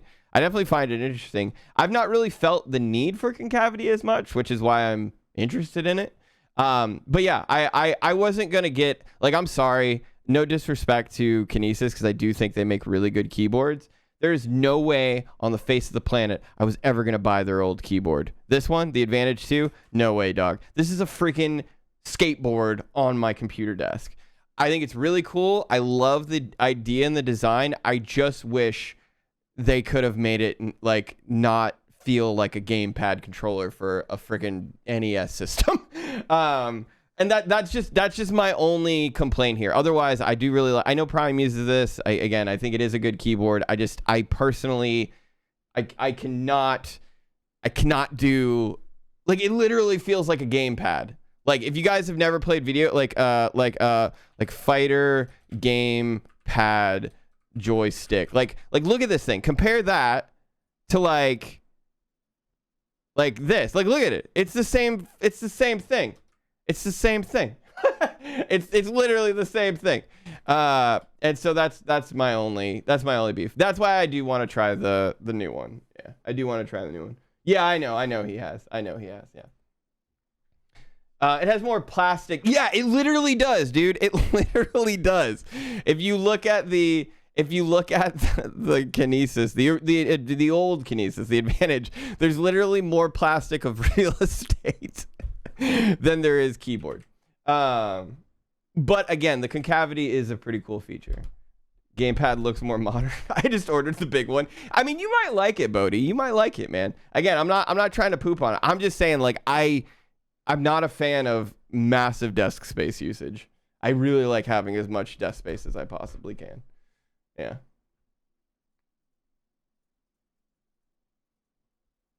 I'll never stop using the $17 Amazon Basic keyboards. Hell yeah. What's up, Z? How's it going, by the way, buddy? And Muslim. Hello. I like the Apple keyboard. How dare you? How dare you speak such blasphemy? Dude, I can't type on the Apple keyboard. Those butterfly keys, man, I just want to rip them out of the keyboard. They're terrible. I hate them. Dactyl on the list? I'm not against it. Listen, I'm going to be real. I understand that there's other content creators out there that are really interested into some of the other things. I'm just not jumping to try any of this stuff just yet. We have our own stuff that we're super interested in trying. No, I'm just kidding. I'm like you guys. I see my friends use them. I'm very interested. I remember when Tej first did the Dactyl, thing that he bought off of Reddit. I thought that was awesome. Would love to try it. Yeah, just haven't had opportunity to. That's all. Been busy with a lot of other stuff. Oh my God. What is this thing? Yo, that is actually nuts. I love this. I would try this. Dude, that's got to be so challenging to make. I want to see. I would love. Okay, here's my honest opinion. I will start building keyboards once I buy a 3D printer. There you go. I think once we get a 3D printer, I think then I'll be like, all right, yeah. That split Kinesis is like 650. Oh dang, really? I really like the Moonlander. It took me about 3 weeks to break my brain, but it really helped me for my carpal tunnel. Same, Quicksilver. Yeah, I think if you deal with like wrist pains or anything like that, you need to go. Not even Moonlander. You need to go split. I'm serious, chat. And I'm gonna be real too. If you're also somebody who works on the keyboard a lot, like a lot, and you might have soreness or something like that, you need to go split. Whatever keyboard you get, who cares? Get the Kinesis 2, get the 360, get the Moonlander, get the ErgoDox, like whatever. Yeah, do it before the pain starts. I'm gonna tell you a story, chat. Okay, story time. Listen up. I already had purchased my Moonlander, actually, and when I first got my Moonlander, I moved one of my keys all the way on the other side of the keyboard, right? So here, let's do this really quickly. I'm going to show you my Moonlander keyboard so that this makes sense, because I like, you need to listen to me here on this one, chat, all right? So this is my new keyboard layout that I have, right? And the thing I want you to pay attention to is my escape key, or my like Windows meta key, whatever the hell it's called, right? This is my Windows key, essentially, my main modifier key. Now, for a lot of you guys are probably used to having your modifier key, like, you know, down here somewhere towards the bottom of your keyboard, your Windows key, we'll call it, right? Down at the bottom of your keyboard. Before I had it here, I had it all the way over here, right? Now, what I would do is I would use my modifier key as a way of changing my scene. So if you look here, like, you see how I'm moving through workspaces really quickly like this? Look at the bottom left-hand corner. See 1, 2, 3, 4, 5, 1, 2, 3, 4, 5, right? This is how I move, like, everything. And even on my Windows side, if I press and hold, I open up my Windows with that. So this key I use a lot. Like, I use every day, constantly, over and over and over and over, right? Well, because I had this key over here, I was doing this a lot. Like, look at my thumb and pinky. I was doing this a lot. Like, and look at how far I'm stretching my, and like, I would have to like do this sometimes just to get my fingers across the keyboard. Well, do you know what I started doing? I started pulling the tendon on my thumb further and further and straining it more and more and more, to the point where I actually I got legitimate carpal tunnel, and the bone of my thumb was grinding against the bone on my hand. And every time I would do this, I would feel my bone grind against my hand, right? So do you know what I did? I was like, dude, I gotta figure out like, I was in pain. I don't know if you guys remember, like, chat, I streamed this. This was like 6 months ago. This wasn't that far off. And so do you know what I did? I was like, okay, I need to reimagine this, because like, I'm hurting myself. Like, this is not, and it started on this thumb, and then it started going to this thumb because I had it here and here. So what I did was I was like, all right, I need to think about what I use the most, and I need to get that as close to home row as possible. If you don't know what the term home row means, it means the row of keys on your computer that you naturally rest your hand on. As a matter of fact, it's why a lot of keyboard layouts are so popular, like Dvorak, Colmac, right? They're all more focused on like what you care about with the home row, because the home row is where your hands are most of the time. And so what I decided to do was, do you know what I did? I took this feeling and then I moved it to my pinkies. So now whenever I just want to move to a new thing, I just do pinky 1, pinky 2. Look at the actuation difference in my hand. Boop, boop, boop, boop, boop, boop, versus, right? Look at the difference. And so after like a month or two, my carpal tunnel went away. I was back to normal. My hands were feeling fine again. But like, I had to move that. I can't read sign language. Good one, Johnny. Isn't pinky finger home row is 1 key below? It can be. It can be. Now, with the Moonlander and me having columnar, it worked for me. Because ASDF, right, that's home row. But technically for me, I also have the columnar layout without less of a, jitter. So they're all just like right next to each other. But like, another thing you'll notice is my delete key isn't even on the right side of the keyboard. That's because I use delete a lot. And I needed it out on my pinky. So if I escape, I pinky here. And then if I need to delete, I pinky again. Oh, if you want to know my keyboard, there's my keyboard. Yeah.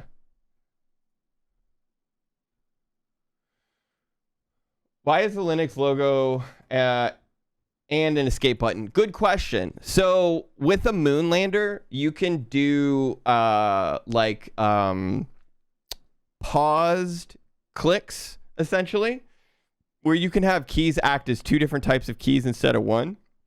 So Bodhi, technically, if you think about it, right, like your question mark key, right, like the key that you use to press question mark, it's actually two keys, right? If you press shift and then question mark, you get a different outcome, right, than just pressing it normally. So it's kind of the same idea, but with one key, where if you just tap it really quickly, it acts like escape. But if you press and hold for more than like 100 milliseconds, it actually becomes the Windows key or the Linux key or whatever. And so that's how I have this set up, where if I tap it a lot, right, it escapes. But if I press and hold for more than like a second, like here, look, I'll do it. So I'm tapping. I don't know if you can hear it, but I'm tapping, and then I'm going to press and hold. So press hold. See? And then escape again to let go. So press and hold, opens it up, escape goes away. It's the same key. So yeah, that was another thing that was super helpful as well. What's up, Owen? How's it going, buddy? Can you share? Yeah, I should have. I believe the layout has been shared, by the way, if you guys are curious. I have been working a lot on making my keyboard nice for me, so I appreciate that.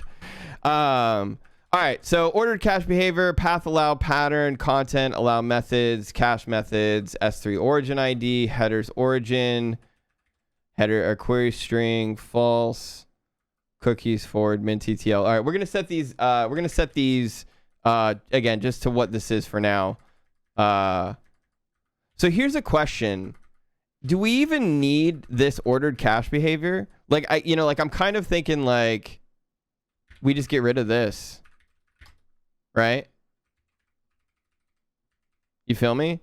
And just for now, just stick with default, like as default as we can for most of the things. Like we don't have geo restrictions right now that we need to care about, right? Viewer certificate, price class. You're welcome. Price class. We can get rid of the tags as well. I'm not really worried about that right now. I would like to know what the price classes are though, just for my own sanity.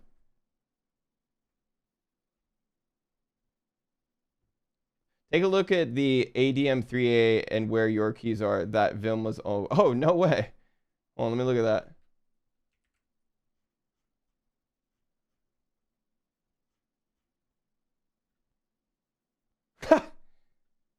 That's cool. Yeah, it is kind of like mine. Oh, that's so cool. I would love to work on a keyboard like that. That looks like it's so much fun.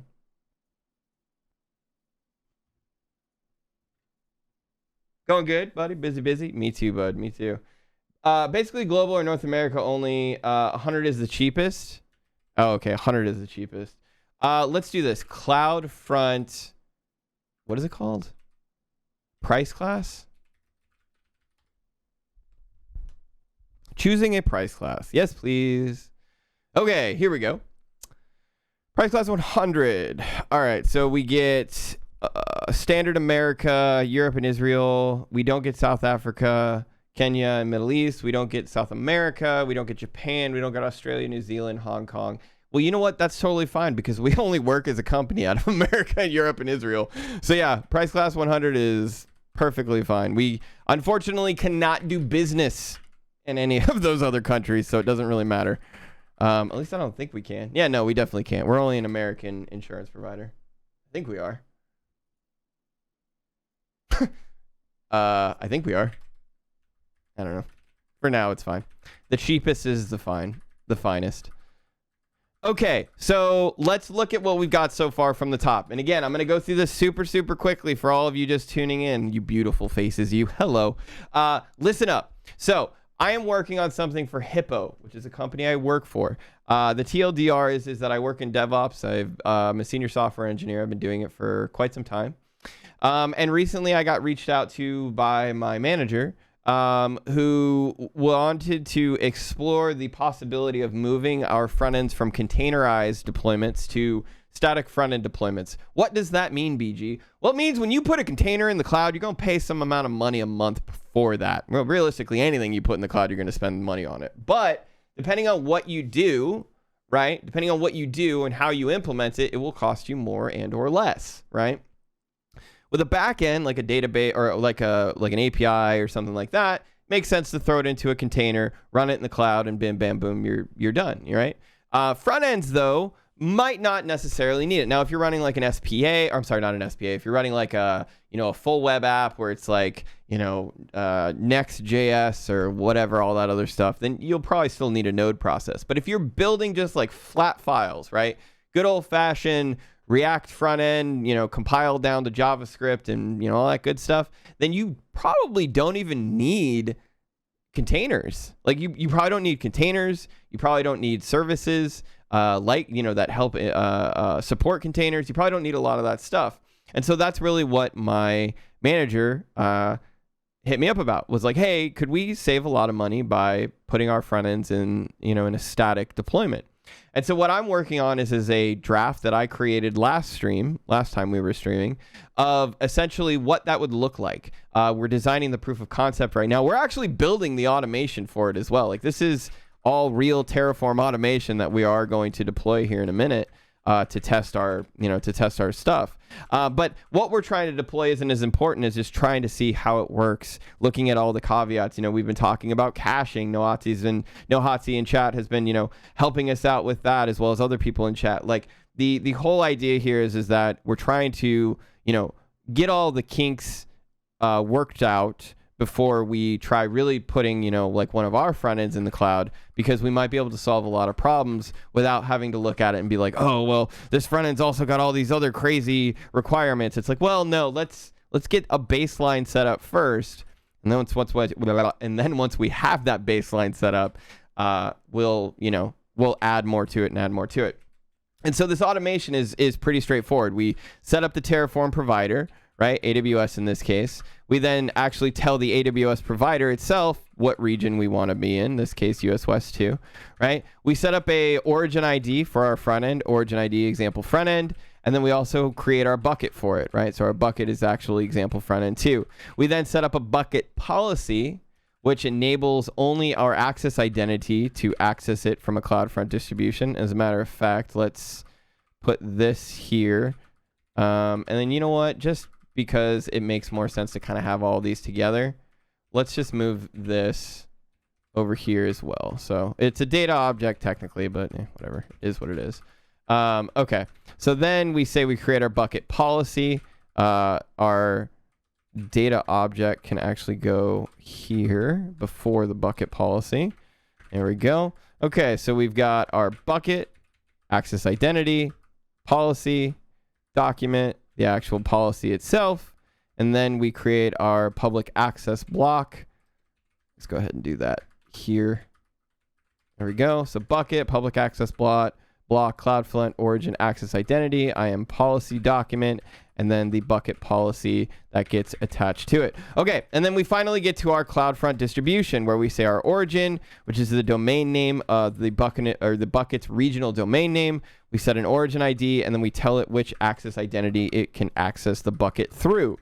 We set up aliases, which we don't have any at the moment. We have a basic comment as well as a default route. It is enabled, and we enable IPv6 traffic through it as well. We set up a default cache behavior where we say by default you can only allow get head options. We cache get and head, and then we target our origin ID, which is our access ID. Oh no, this isn't right. This needs to be changed to our local.origin ID. Yeah, that needs to be set to that.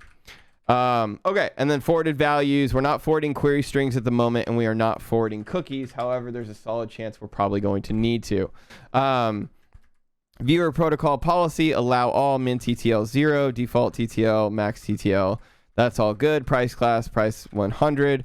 Viewer certificate. Viewer certificate. What is this? This is the only other thing I don't know what we're talking about. S3. Distribution.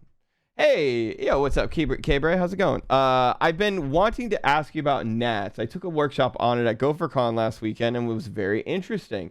Have you ever tried it? Nats.io. I know about it, but I've never tried it. So I cannot help you much, unfortunately. Like I said, I've heard about it. The name rings a bell. Connected for adaptive. Yeah, I don't know much about it. You tell me. What do you think? What do you like about it? Yeah, I don't really know much on that one, honestly. I haven't had a chance to work with it. Yo, Scotty, dude, thank you for the 6 months, man. Halfway to a year, dude. Thank you for even half of a year, man. Thank you, Scotty. I appreciate that, buddy. Client cert, probably. That's what I'm guessing. I'm guessing it's some type of like certificate. Maybe it's probably what it is it's probably CloudFront's default certificate for their domains. Is what I'm guessing. But yeah, K-Bray, I've not messed with it much, man. I have not. But I am interested. Yo, Brushan dog. Hello. Thank you for the follow. Guys, thank you for hanging out with me today. I do really appreciate it. Viewer certificate. Let's see here. The SSL configuration. Yeah, there you go. So I guess we can give it our own SSL if we wanted to, right? That would make sense. Check out the minimum protocol version of that block. Minimum version of SSL proto that you want to know. You can only be set if default certificate. That sucks. Yeah, but here's the question.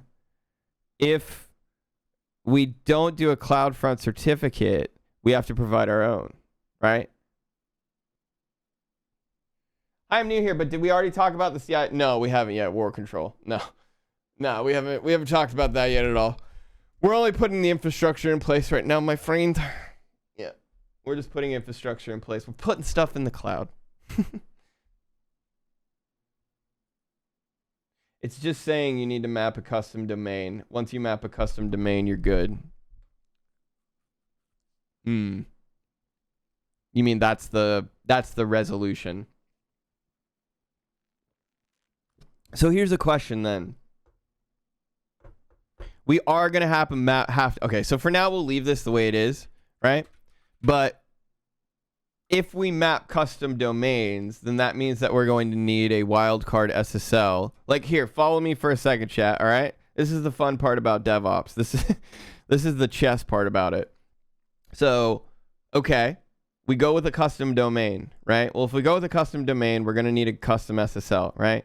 And if we're going to use a custom SSL, we're probably going to need one that on a wildcard level supports all of our front-end domains, because those are all going to be under the same, like, you know, in our case, Hippo or whatever. So what that means is that this distribution, as well as future distributions, will need a pre-created SSL certificate for our domain. And then when we set up those domains, we'll use that SSL certificate as well as the domain alias to make it work. Is that correct? Am I looking down the rabbit hole right? No worries. It's been great so far. The development experience has been quite easy. I'm working on you have to use an AWS ACM. There's no other way. Yeah, no, that's fine. No, I'm just saying that's the route we're going to have to take, right? Like, basically, the moment I start using a custom domain, I'm going to need a custom SSL certificate for those domains. Those will have to be assigned to the viewer certificate, right? And then the alias will need to be set for that SSL certificate so that it routes properly. That's all I'm saying. Like, yeah. That's cool. I'm building a chat app in terminal with Bubble Tea and using NATS as a communication protocol instead of WebSockets. Okay, cool. I dig that. That's very cool. I've been needing to. I talked to Bash a little while ago about this because I told her, I was like, you know, there's a lot of cool things I really like about Bubble Tea and all that, but like some of it's just, or Charm, but some of it's just really hard to get into. But I'm really excited. I want to try the Bash thing that they've got, like the actual Bash library that they made. I think that's pretty cool. Are deprecated, but Codeflow leaves those enabled by default. This is where you'll want to disable them. Well, we can't disable them Gum. Yeah, I think it's called Gum. Yeah. Gum looked cool. What's up, Aramis? How's it going, by the way, buddy? But yeah, Gum did look cool.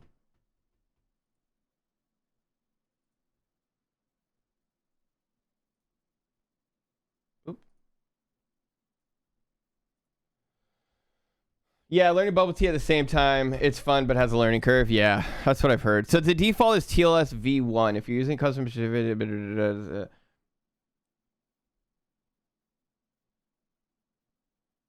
So should I just do... The minimum version of SSL protocol that you want to use for... It can only be set... Okay, so this can only be set if false is... Yeah, but like... Okay, I guess here's what I'm saying. Yeah, okay, I got you. I guess here's what I'm saying. We can't set this until we have that certificate in place, right? So, like, it's kind of useless right now for us. Although I'll put it here just so that we have it, kind of like as a reminder, right?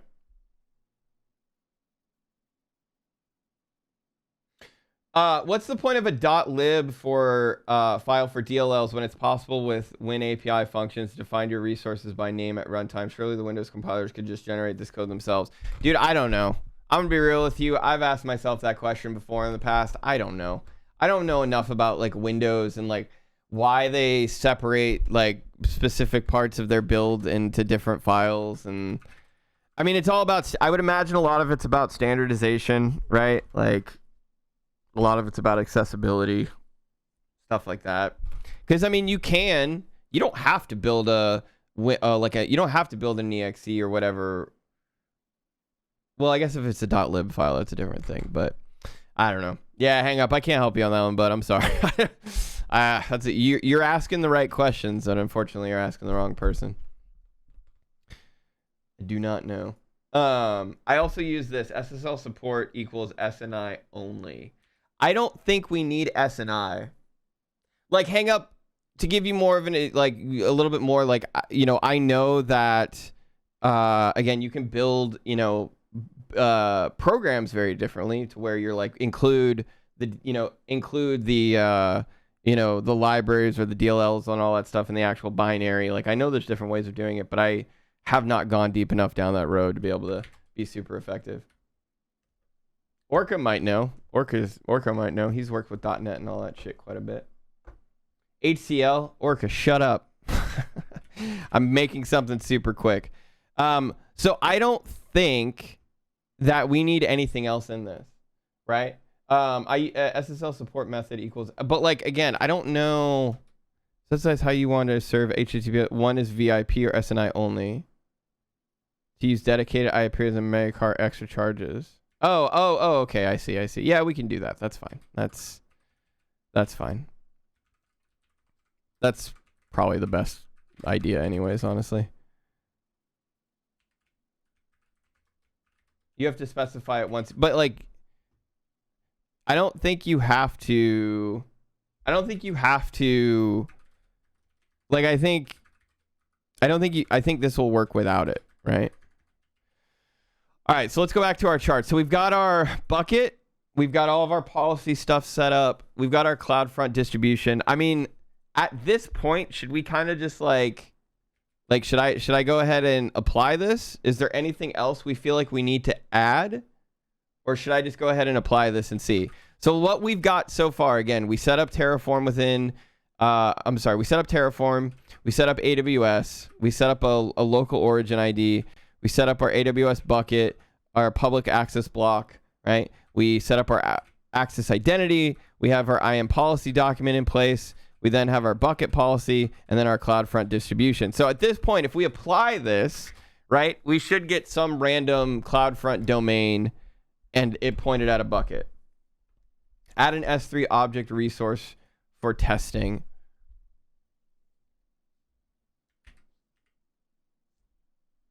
Like a file. So can I add that after all of the infrastructure has been created? Right? Because that's kind of what I want to do. You know what I'm saying, Nuatzi? Like, that's kind of what I want to do. You can. All right, let's do that then. Yeah.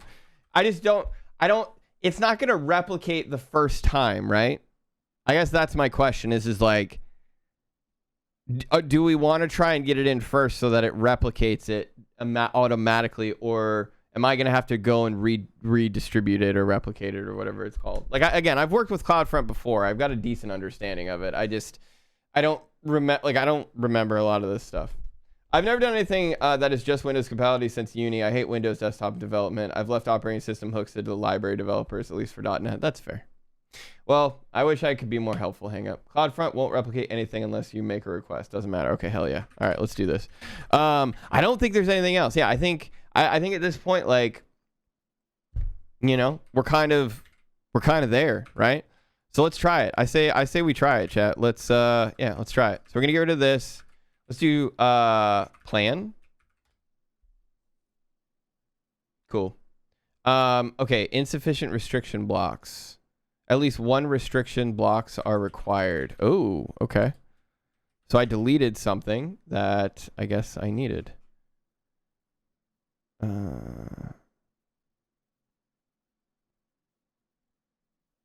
Okay. Oh, I see the origin locations. Sure. I wonder if they do that just because they're like, dude, listen, we serve to a lot of different places. You got to tell us where you want to be distributed. So US, Canada, Great Britain, Denmark. This is for Hippo. Yeah. Orca, we're moving all of the front ends to buckets. Yeah.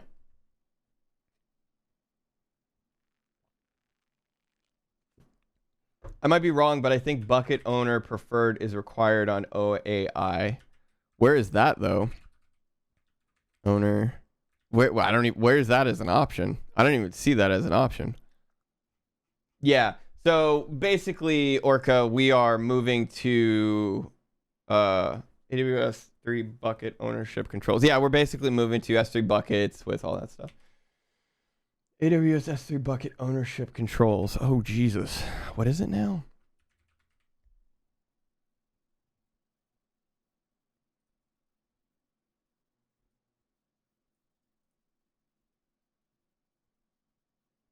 Thank you for the follows, guys. By the way, I appreciate you. Thank you for hanging out. By the way, if you are new to the community, I got some stuff for you. First off, be sure to check out that little blurb about that. Hold on. There it is. Hold on. Quirk, wake up. Thank you. Check out that little blurb there about my good friend Atoda and I. We are a co-hosted stream. Basically, if you hang out at one point and you see me, bearded, nerdy dude with glasses, IMBG. If you hang out on the weekends, you will see a wonderfully mustached man without glasses. That is Atoda. Basically, during the week, you get to hang out with me. I'm a senior software engineer. I've worked in DevOps for the past 4 years, but I've been in the actual industry for 10. I just passed my 10 year recently, which was pretty awesome. And yeah, I love doing DevOps. I'm very focused in infrastructure, design, problem solving. I'm not really a feature guy. I don't really like just building features for products anymore. I've done that a lot, and you know, if it's my own personal project, I definitely will. But these days, I like solving problems for companies. That's my thing. Like I solve problems, and so DevOps is a really good fit for me in that regard. You can call it production ops, you can call it DevSecOps, you can call it whatever you want. But yeah, that's basically my role, my job. And a lot of the stuff that we do throughout the week is focused on that. It's either stuff I'm working on for work. It's either stuff I'm working on for Quirk. It's either stuff I'm working on for Twitch. It's, you know, all sorts of stuff. Whatever we're doing, you know, we're always working on something fun. However, if you're newer to programming, you might not know what I'm talking about. You might not know some of this distribution, Cloudflare, DNS, mumbo jumbo. That's fine, because Atoda is just starting out in this whole wonderful journey of programming and development and stuff. And so if you're interested in a more, you know, like from start approach, you can hang out with him on the weekends. He's learning how to do new things, like, again, build backends, build front ends, how to make those things communicate. He's learning, you know, new programming languages to him, like TypeScript and JavaScript. He'll also be, you know, working on hopefully a whole new project here soon that he's really excited about. So yeah, basically during the week you get to hang out with me, see more of like a higher level, more I guess advanced type of show, and then on the weekends you can hang out with Atoda and get a newer introductory style, you know, content for programming. So thank you guys. I really appreciate you being here. Also, hey, guess what? We got a few things. We got a Discord. We have a fantastic nerd place filled of nerd people. And if you're ever curious about asking questions or anything like that, our community is No, we're not ending. No, we're not ending. Our community, I'm actually going to take a super quick break. No, I'm just going to take a super quick break. But we do have a wonderful programming community. If you ever have questions, if you ever need help with anything, you are more than welcome to jump into our community, ask those questions, be a part of it. As well as we do have a YouTube. So be sure to check out our YouTube. We have a brand new, couple of new pages that we've been working on for a little while now. This one just got rebranded, which was awesome. And we've got, again, some of our first videos up on our main archive or our main video channel. And then, of course, don't forget the archives. The archives are also for all of our VODs. If you ever miss anything or anything like that, you can go to the archives and check all those out. Sundays, basically Saturdays and Sundays are the beginner friendly streams. Yeah, exactly. Literally that. Yep.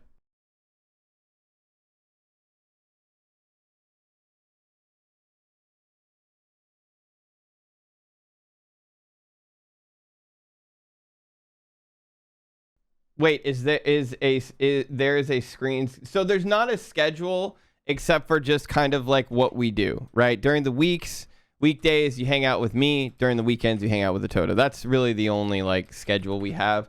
We do have like there is something that shows up on the channel while we're offline, and it basically just says like, hey, we're live Monday through Fridays and stuff like that. But we still try and keep our schedule again a little bit lax because we never know what's going on half the time. But yeah, the stream schedule for us realistically is Monday through Friday, weekdays Monday through Friday, anywhere between 8 a.m. to 10 a.m.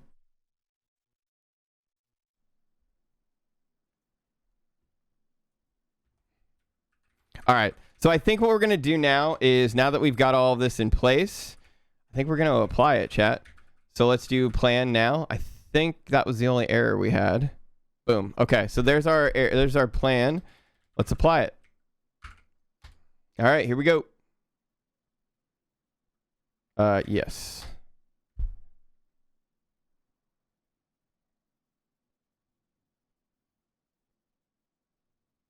Bucket already exists. Oh, I'm an idiot. Yeah. It can't be example front end. I forgot that buckets are globally named. Here, let's rename this to something else. I was like, what? Bucket name. Yeah, yeah. Real boys don't run plan. That's fair, Amber. That's fair. Shouldn't have done that. Unique names, please. Sorry. Excuse me. That's my example front end. All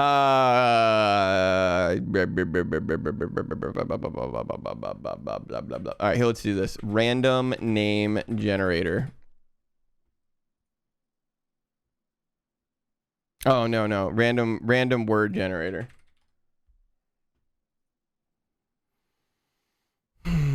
Rear. Nice. I like it. Not exactly what we were going for.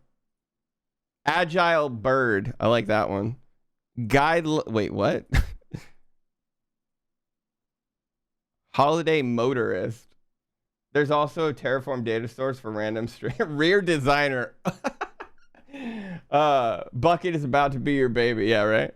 Trying to figure out how to provision infra for infra. Yeah, exactly. You can use data source to get your account ID and interpolate that. For what? There's also oh, you mean to add my account ID to it? I got you. Nah, that's fine. Just name them in chronological order. It's the only real order. Wait, how do you do? I want to do like Docker word generator. I want to use that. Pulumi's still a thing. Don't you dare. Of course Pulumi is still a thing. Yes, Pulumi is still a thing. It's still around, people are still talking about it. Oh, come on. I'll just grab it from their list. All right, so we're going to go with charming Archimedes. There we go. That's what it's going to be. Charming Archimedes.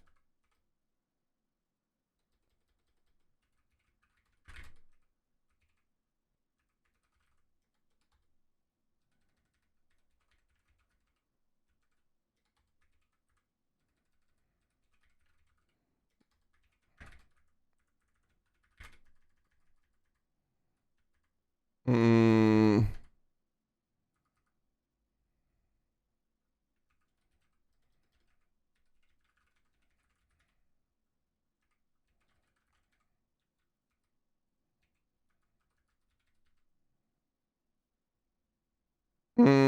I'm just gonna call it front end.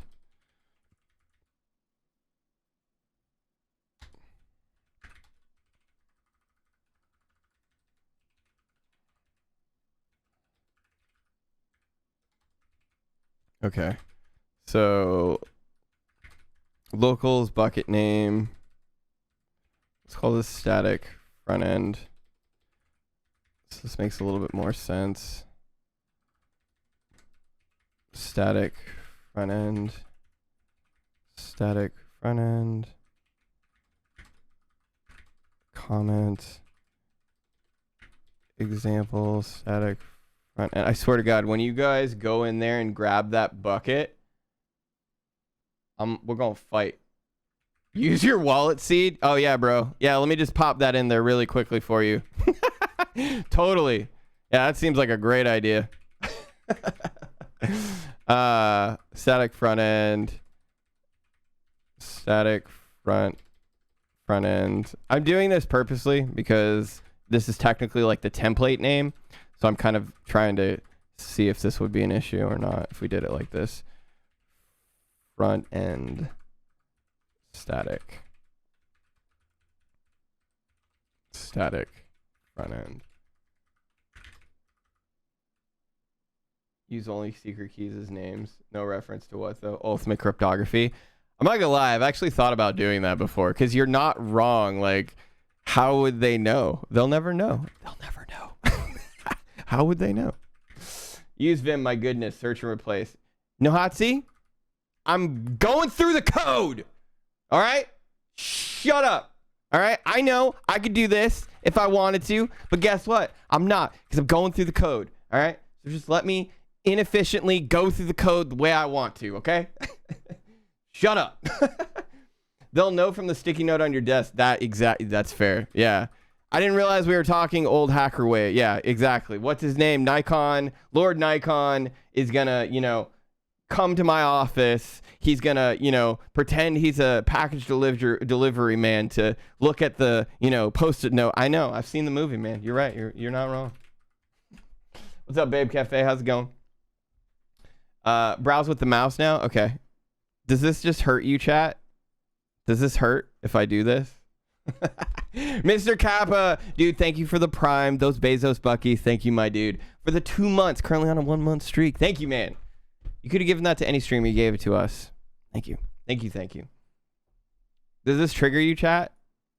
If I just, do this, scroll around in here using my mouse? It's not that bad, right? Yep, exactly. This is how you guys do it, right? You guys click and then you right click. Oh my God, I didn't even know you could right click in Vim. Oh my God. Okay, hold on. I didn't even know you could do that. Wait, what is this? When did this get here? Oh, wow. Okay, I didn't know that was a thing. When did you? Oh, that's funny. Oh, that's funny. Yeah, I don't know what that is. Maybe T-Mux? I don't know, but apparently I can right click. You've been on Vim too long if you forgot about right clicking. I did forget about right clicking. It was recently introduced. Oh, it's new. Dude, I swear to you, that's how long I've been using it. I didn't even know that was a thing. That's funny to make NVim newbie friendly. Oh, I don't like that. I don't like that. No, that's bad. That's bad. That's counter the design of what Vim does. Why would we be putting designs in the? Oh boy, I don't know if I like that. I don't know. It's not about being elitist. I don't know. Let's look. Hold on. Let's go here. Newbies should feel, honestly, I think they should. Yeah, Oh, yikes. I don't know. Yeah, I wonder who made that decision. I don't know how I feel about that one. I'm gonna be real. I don't know how I feel about that one. As somebody who, like, really, yeah. I don't know if I like that. Yeah, I don't know if I do. I know I sound like a stupid elitist, and I'm really not trying to, because I want people to feel you should use whatever the fuck you want. Seriously. I will say though that yeah, that's scary, because as somebody who works in DevOps, it's really important to make designs and practices that people expect. And if people expect it to work that way and don't realize that it's like something that helps you, right? I don't know if I like that, I don't know if I do. I agree. Amber, I think I agree with you. I think newbies should fit. It's not even that bad of a pain, bro. Bro, that's like me telling you, hey, I want to go skateboarding with you, but here's a scooter to start. Like, it's not the same experience, okay? I know Razor scooters seem cool, but you can't do a kickflip on it the same way you can a normal skateboard, okay? Like, it just doesn't work. Like, is there an issue for this? I want to see if there's an issue for this. I'm sorry. This one feels personal. I went to, dang it, GitHub NeoVim. Issues. Right click.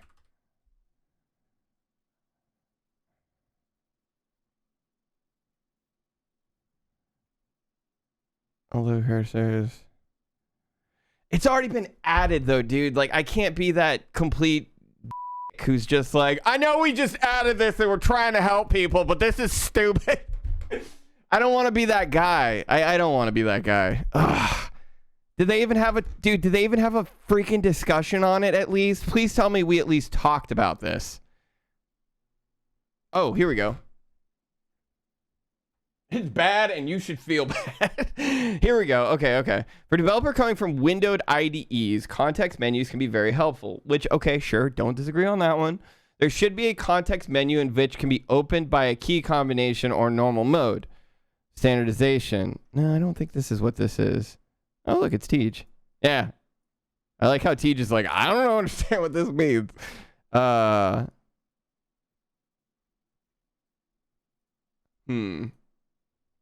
to open a new file, mouse selection, NeoVim, copy paste from one. Dude, it doesn't even look like. Oh, wait, right click. Okay, here we go. Maybe this is it. Oh, dude, come on, bro. Come on. Feature request. It doesn't even look like we talked about this. I hope we did. I hope as a community we actually talked about this and went like, okay, yeah, it seems like that's probably something we should do. I hope this just didn't get implemented and get like merged in, because if that's the case, then that means that NeoVim is not being policed well as a community, and that sucks. And I'm sorry to say that, but it's kind of true. So I really hope we're getting and having conversations about these things and not just getting so popular now that like we're just merging shit to make people feel good.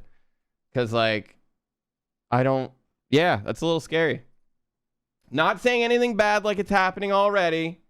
I'm just saying, give a mouse a cookie, gonna want a glass of milk. TJ mentioned this research. Oh, did he? Okay. Yeah, I'll have to ask him. I'm curious to know if there was like an actual because like that's huge. That's huge. That is a massive anti-pattern to what NeoVim is, and Vim is even, right? Like it's definitely interesting. All right, let's try applying this. Sorry, I keep getting distracted here. All right. Okay, so there we go. We got our identity created. We destroyed the old one, right? We created our bucket. Policy, distribution. Okay, so let's do this. Let's go back in here. Let's go to our bucket, S3. We should have our, whatever, Charming Archimedes. Is that what we called it? Yeah, Charming Archimedes. Here we go. There's our bucket.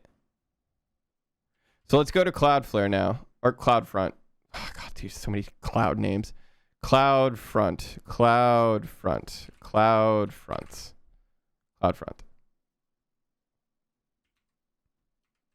Bam, here it is. Okay, and so here's our distribution. Here's our distribution name, which we're still distributing. Oh, there's nothing in there. I gotta actually put something in there. Okay, but here we go, chat. Look. Here we go. So remember, this is our bucket right here, right? This is where our website files are gonna actually go, right? If we go here, here's our bucket, right? Where our website files are gonna actually go. And as a matter of fact, why don't I do this? I will go to desktop. Oh no. Development. Oh no. Oh geez. Why do I like have random things everywhere? Hold on.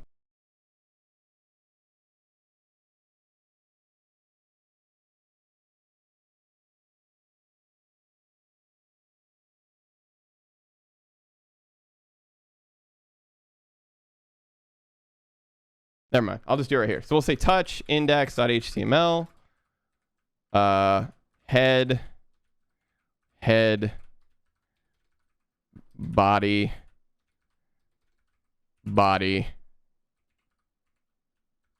h1 hi chat h1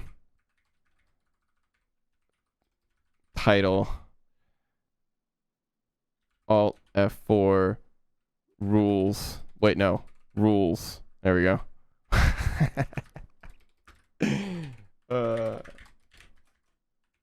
Yo, what's up, Finite Singularity? How's it going, buddy? Hello. Thank you for the raid. How are you? Welcome everybody from Finite Stream. Shout out to Finite Singularity. If you guys don't know them, go give them a follow. Go say hello. I mean, next time they're live, that is. How's it going, man? How are you? Head, body, and the foot. The foot? Is there a foot? Is there like a? I don't remember. Oh, isn't all of this in like HTML or some business? Right? Isn't this all like /HTML? Dude, I don't know any of this. It's been so long since I've done this. HTML example. It's been so long since I've done this. What does a basic document look like these days? There we go. Hey, I was right. What are you saying no for? I was right. HTML. Oh, well. Oh, no, I was wrong. Never mind. I was wrong. Well, no, I wasn't wrong. Head. HTML, head, title, body. I was right. Oh, my God, chat. I'm never listening to you ever again. Just kidding. Gotcha. Oh, yeah, my bad. My God. Yeah, I'm sorry. I forgot the doc type. Yeah. The website's not going to load because we forgot that doc type, man. I'm just kidding, Gotcha Girl. How's it going? Welcome, everybody. Leo Knudsen, hello. Jer Bear, hello. Welcome, everybody. Browsers aren't smart enough. That's probably accurate. Going great. Figured it'd be a good place to raid, and as I spent my weekend swapping a production server to a new VPS. Oh, nice. How'd that go? I hope that went well. I do. I don't envy anybody who has to move servers. I don't. Okay, so we've got our index.htmls. Let's go back to our bucket. We're going to upload our file. We're going to add file. We're going to go to home, development, script, static site POC, index.html. All right. Is there anything else I should do this really quickly, right? Private, like we're just like, this is fine, right? Just drop it in like that, right? We don't have to really worry about anything else, right? Yeah. I can just upload this index.html. We're good. It's fine. All right, cool. All right, bam. All right, so we're uploading it. Bam. All right, so we have a file now in our index.html. Let's go look at our CloudFront distribution. It is enabled. Let's click on it. I think we're deployed. Yeah, I think we're actually deployed now. All right, so let's try this. I'm going to copy this, go here. Boom! Chat, check out my sweet CDN. Go, you can't DDoS me, son. Huh? What? I said what? Huh? All right, there you go. We're in the cloud, baby. We're in the cloud. How much do you pay for your personal AWS? This is for work, so a lot more. No WAF yet, yeah. Did your streaming room setup change? I recall it being a bit darker purpler. It hasn't changed in like a year. It might be because the windows are open. Maybe. Maybe because the windows are open. Yeah. I could do this. Hold on. Does this help? Yeah, there you go. That's probably better. It's just because the windows are open. Yeah, the windows are open. Did your oh yeah, I just read that. No WAF yet. Yeah, no WAF yet. No WAF yet. Are you using AWS CDK deployments or manual creation server now? So this is Terraform. This is just Terraform. This is just good old fashioned, simple, easy peasy Terraform, right? Talking to Southern accent is gone. I had to disable it for right now. Well, I had to disable it last stream and then I forgot to re-enable it. So I will re-enable it. TD Roke. I will re-enable it. How much do you pay for your personal AWS average? So Amber, to give you a better answer to that, it is nicer than CDK, that's for sure. I mean, cloud costs are always going to depend, right? Like through the roof. I could tell you how much we pay, but like we have our own infrastructure and setup.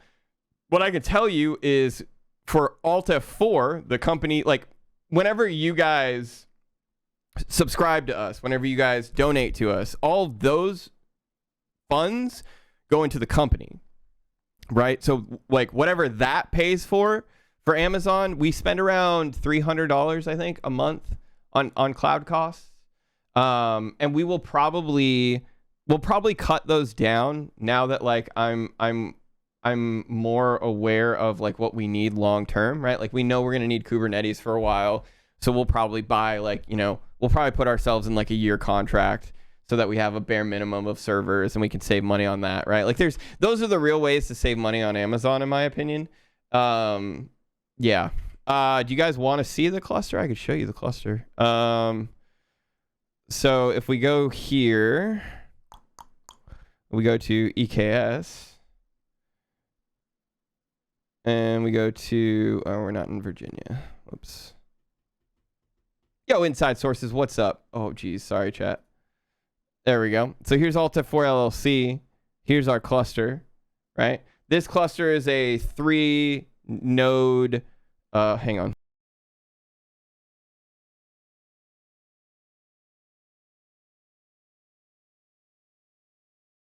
Here you go. So this is a 3-node T3A large, meaning that it's 4 cores, 8 gigs of RAM per server. We've got 3 of them, and that means that it can sit like blinding chat with AWS interfaces. Sorry, yeah. It means that we could run, I think, like 34 pods per node or something like that. This is a downside to running EKS. This is you can't. You have a limitation. Even if I had like a huge machine, I am only limited by the amount of pods I can run on it by how much Amazon says. So hang on. So like this is an example right here, right? Like this is one of our nodes in EKS, right? It's running on the Amazon. Somebody asked me what like machine or whatever. It's running on Amazon Linux. So just good old, Amazon Linux. This is the node group, Docker, and then so you can see here. So we've got 2 cores actually, right? And 8 gigs of memory. But look at our pods. We're fully scheduled on pods. And that's because Amazon will always restrict how many pods you can have on a machine to make sure that you don't ever like just DDoS the crap out of it. But yeah, this is one of our nodes. This is EKS, yeah. So we spend around, like I said, $300 a month for that, plus like other stuff as well right now. And it's a 3-node cluster with everything that our infrastructure runs on. Okay, so cool. So we have, what do we have, chat? What do we have? Well, we have a CloudFront distribution that's loading really fast. It's over HTTPS as well, which is great, right? That is pointing to our database, or I'm sorry, not our database, our bucket, right? With our index.html in it. And we're going through their CDN, right? Like we're actually going through AWS's CDN at this point. You will have to figure out how to get your changes to your HTML file to reflect, because the CDN is caching your HTML file. If you updated the bucket now, no one would see any of those changes. Right, yeah, so we're going to have, and like this is something else I want to be clear about, that is going to be a part of automation during like deployment, right? Where we're going to have to do like an invalidation. I'm aware of invalidations. I'm aware of invalidations, chat. And so if you don't know what an invalidation is, the idea is that essentially right before you go to deployment, you have to, or right after you go to deployment, you have to tell the CDN or the distribution network, hey, I want you to invalidate the current cache for these files, right? And so what you do is you create an invalidation and you say like my path, right? And then you invalidate it. And then what it'll do is it'll replicate that invalidation across all of the nodes so that the next time you go to actually pull that, it will get that new cached version. I'm pretty sure, Noatzi, that's what you're talking about, as well as others in chat. And yeah, like we'll just automate that. That's just going to be an automation thing. How does Pulumi fit into this with CDK, Terraform, etc.? So right now, Discarded, this is just a proof of concept. That's all. This is just a proof of concept, my dude. I am not I'm not writing code that's going to go to, Hippo just yet. I'm not doing really anything outside of just kind of like understanding like what do I need, from an automation perspective, what kind of files do I need? Like just, basically just we're just spitballing here, right? But we're doing it with code, right? Because I don't want to like I never want to go into AWS console, click around and set these things up. I do want to have some type of automation. And so it was easier for me to just say, instead of what am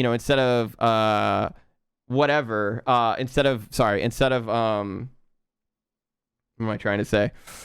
Instead of like, clicking around, trying to do it manually or, just jumping into the code of, what we have at my company, I could just jump into Terraform really quickly, get this all set up and be like, okay, this is how this works. Like, how could I do this? All that kind of stuff. And then what we'll do is once this is in place, then we move it to Pulumi. Then we move it to, Terraform at work, all that kind of stuff. So this is just more of me getting comfortable with the resources, the options. Like we've talked about, like just by doing this chat, we've talked about, what did we do? Like just by doing this, what did we do that I think was unique? Creating the bucket wasn't unique. Doing the public access block wasn't unique, but we talked about the origin access identity, right? We talked about OAIs and OACs and how they compare and how they differ. And like, we probably wouldn't have done that if I just jumped into the user interface because a lot of that stuff is hidden behind the scenes, right? We also, what else? We talked about the CloudFront distribution and like what the origin name should actually be, right? Like how we logically scope these origins and to their buckets. We talked about the caching behavior. Why? Because it's right here. We're looking at the options and we're saying like, okay, this is something we know we need, so let's take a look at it, right? Even pricing, like I think you would be able to get a decent amount of this within, the user interface, but I don't know if we would have gone as technically far as I wanted to by just simply leaning on some type of automation too. So yeah. So dumb question. First off, unprocessable. I need to say this to you and every single person in this chat right now. There are no dumb questions. I work at a very high level. Okay. That is just, and I also work in a very niche, like, job title of DevOps. I do not expect you guys to know any of this. So feel free to ask whatever you want. There are no dumb questions. It's all good. If we update the HTML file, hello chat, would it say hi chat unless we invalidate the cache? Yes. Yes, it would. That is not a dumb question. That is a very accurate question. And yes, it would. There are multiple strategies for this. Currently, we actually do not do invalidations for our HTML files. We just tell the CDN not to cache our HTML files basically and use cache busting URIs on other static assets. That's not a bad idea. I mean, that makes sense. HTML files are very lightweight. They should be very small, right? So you're basically saying like, we don't really need to cache files that are tiny, right? Let's care more about the caching on the things that aren't, right? JavaScript files, CSS files, images, all that kind of stuff. And we'll, I can see that. I can totally see that. Yeah, that makes sense. You should never go to the web UI to provision stuff. I mean, yeah, I agree with that fully. Yeah, you're welcome. Hey, regarding the pod limit on EKS, as far as I know, the 35 parts for Teza is just based on the ENI limits that are inherited in the EC2 instance type. But so yeah, so peace. You're going down the rabbit hole now, my friend, of I don't want to have to be restricted by Amazon. How do I do that? Yeah, you're not wrong. What Peace is saying is we were talking about this earlier, where if you're running EKS, right? There are pod restrictions. And actually, if you guys are curious what that looks like, you can say GitHub EKS pod restrictions limit. And there's a file. This is so stupid. It's a f***ing text file. They don't even put this on the internet in some place that you could look at it. But if you search hard enough through the internet, you will find a list of all of their resource classes, and sure enough, a number right next to them. These are the hard limits in EKS that are recommended from Amazon. And if you use the Amazon Linux AMI, they are enforced. You don't have to use these. You can use your own AMI. You can do a lot of other things to set up your cluster if you want to. Personally, I don't have time for any of that. And so we went for the best bang for our buck. And I do think that Amazon does, like, to be fair, I could probably cut our costs in half by going to T3 mediums, right? 2 core 4 gig nodes. And is it related to the ENI? It might be. I don't know if it's directly related to the I think it is. I think it is because it says ENI max pods. I believe it is. But yeah, it is all I'm trying to say is it is workaroundable. You can do it. But I will say this, and I want to be very clear. I do think Amazon does a decent job of trying to get as many pods on a node as they can. I think if you're trying to put 34 pods or more than that on a single 2 core or 4 gig node machine, you're kind of risking it a bit already. Amazon is doing this to make sure that you really don't hurt yourself too much if you find yourself in that circumstance. So it's something that you can opt into if you want. If you don't, then you can deploy that your own way. You know what I mean? However, I am aware of it. I am aware of the restrictions. I'm aware of the workaround. But as a DevOps engineer who has also had many outages, dealt with over-provisioning that wasn't handled properly, stuff like that, I would rather just be like, hey, these are the resources you need. Okay, cool. You get them. We'll pay for it. Like, whatever. You know what I mean? We'll figure out other ways to save money. And those can be, again, using like AWS billing contracts or whatever they're called. I can't remember what they're called, but like you can save $20 or 20% a month by just like going into the billing center and saying like, I'm going to subscribe to this subscription plan, and bam. Yeah, savings plans. Exactly. So like, I feel you, but I don't know if the engineering time of getting the cluster to, bootstrap properly, making sure that the cloud init scripts are working properly. You know what I mean? It's just, I would rather just be like, all right, Amazon, whatever, dude. You got me. Like, okay, like, whatever. We'll get there, but, and here's the thing. If we get to a point where it's like 5,000, containers and we are like, we need that, then that makes sense. But for right now, I'm not super worried about it. Yeah. It is a good call out. I'm not trying to say it's not. It is. It's just for me, that's my counter to that. This is your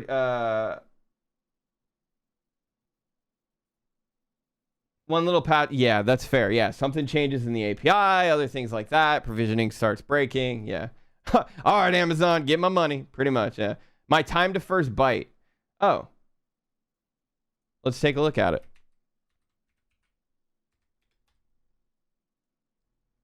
Is that MS? Damn.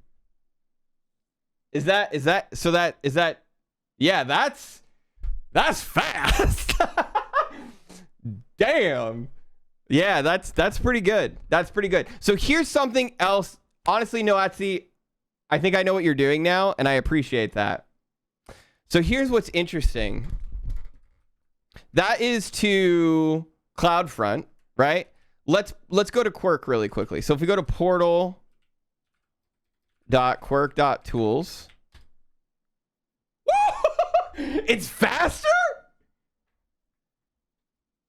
I was not expecting that. So that might mean that I have a node closer to me from Cloudflare than yeah, no, that's insane. I was not expecting Cloudflare to be quicker just out of the box than. So, okay, I know you guys are probably like looking at these numbers and you're being like, BG, what are you freaking out about now? I don't understand what any of this means. right now we are calculating what is called the time to first byte. And the idea behind this is this is the latency that it takes to get from my computer to the most available distributed node, right? To then return data so that I start downloading it. It's the first byte that I receive from the server. The top one is the CloudFront one, right? Our global CDN that we are replicating across the world. That one is in about 0.239492. Now this is just me trying it for the first time, right? So I grabbed it from chat, right? I grabbed Nohatzi's curl from chat, pasted it in, ran it, right? So just that with a very simple, HTML file loaded in about 0.239492 seconds, right? So what I did was I said, okay, well, Quirk is on Cloudflare. And we've already talked about how we are interested in seeing if Cloudflare can sit in front of CloudFront, right? So that we can use Cloudflare as its proxy.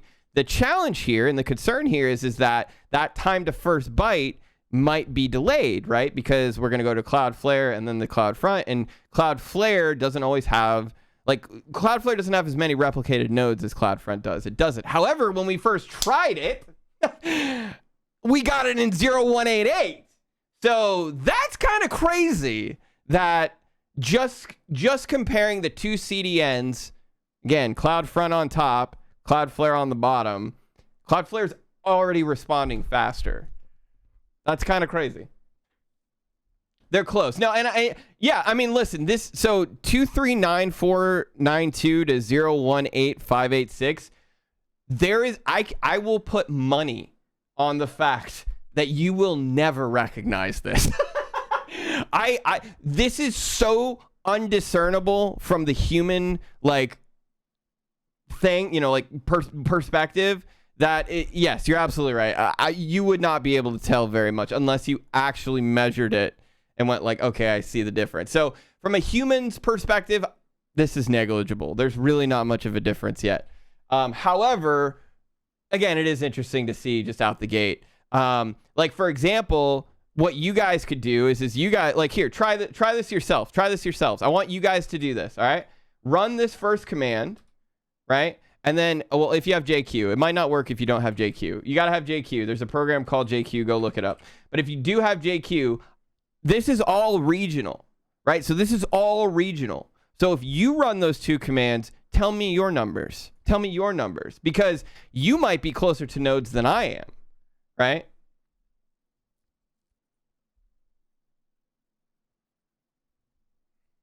I don't know which ones those are, though. Holy crap, 009, bro?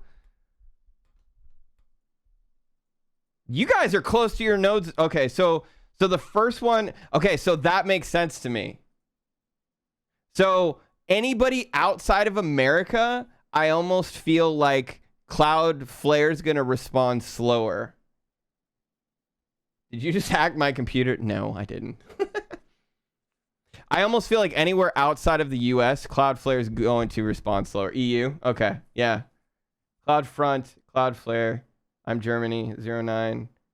I'm going to copy all these. Hey, can you guys do me a favor? Can you guys, I need you to do it like this. Can you do CF and then number and then, or here, we'll say Cloud. I just need to know which is which, right? Cloudflare, CloudFront.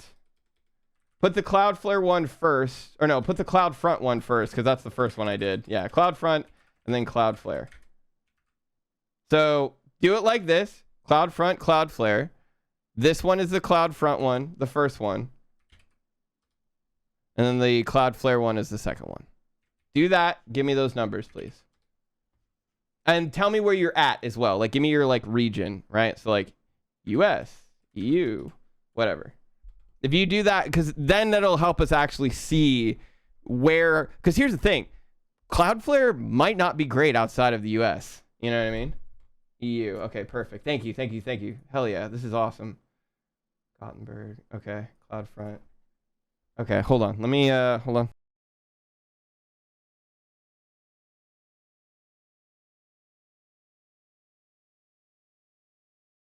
Okay, so we've got Nihilistic Ape. in EU. This is like, honestly, this, you have no idea how helpful this is, chat. Because now I can go into my meeting and be like, yo, I tested it across the world. You can't say shit. This is awesome. Dude, you guys are, I love you guys. You guys are the best. Okay, so I've got, let's see. So I got Nihilistic Apes. Yep. I got Prevans. Yep. I got A done.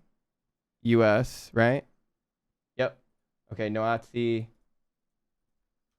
All right. You're in US East? Okay, so we'll just say US for you. Canada. I love this type of stuff. Just give me a second, chat. I gotta catch up with everybody. CA. We have servers in Gothenburg. Okay, gotcha. CloudFront. Okay, I want to look at this. We're gonna look at this after we get all these numbers in. Dude, Cloudflare actually looks slower. Interesting. I love how we just did like a distributed. I love how we just did a distributed check. I love it. I love it. India? Nice. Okay, cool. Perfect. India. That's a good one. That's actually a good one. But if you run it the second time, it's much faster. Yeah, that makes sense. That makes sense why it would do that. That's why I wanted to get you guys on the first one. Germany, CloudFront, US East. Okay. We're almost there. All of these are good because here's what I'm gonna do as well. I'm going to I'm gonna average them out later. Yeah, this is super cool. This is the power of Twitch, chat. Like literally, this is you can't beat this. You can't beat Twitch chat when it comes to stuff like this. Netherlands. I think Netherlands we'll just put as like by itself. All right, EU. CloudFront. So, Foobstaru, can you give me your Cloudflare one as well? Because I don't think I got your Cloudflare one. Okay, I think I got everyone's. Did I miss anybody? I think I've got everyone's except for Foobstaru. Okay, so CloudFront, Cloudflare, CloudFront,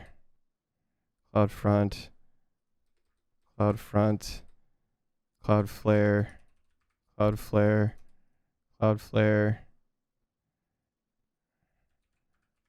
CloudFront, Cloudflare.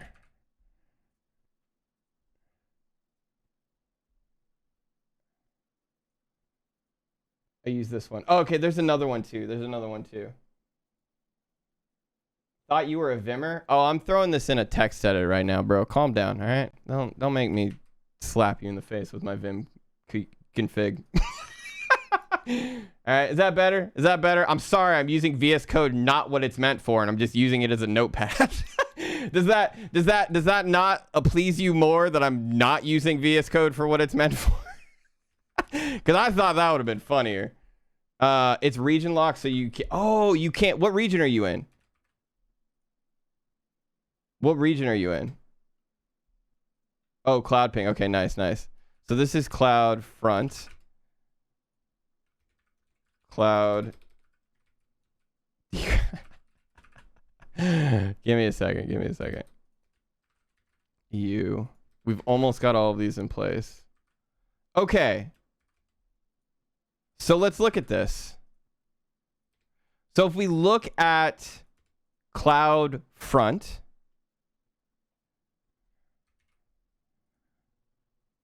Hang on.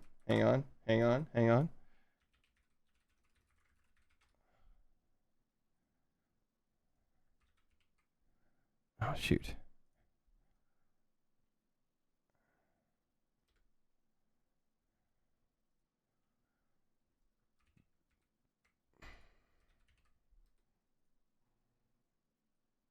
So this is our average from CloudFront.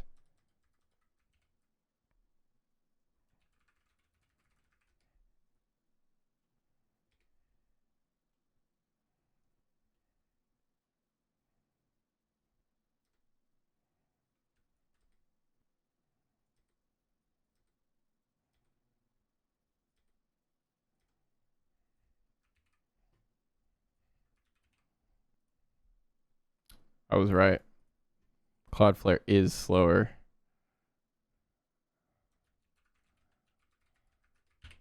Four. Yep. So based off of your guys' metrics that you just gave me, Cloudflare on average is responding at 0216, whereas CloudFront is responding at 0216, whereas Cloudflare is responding at 0492. I think NA is better for Cloudflare. Yeah, I fully agree with that sentiment now looking at it. Yeah. Yeah.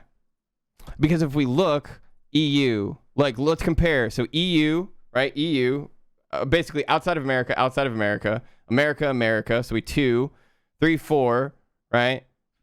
3, 4, 5, 6, 4. Yeah, it's that missing region is EU. Oh, this one's EU as well.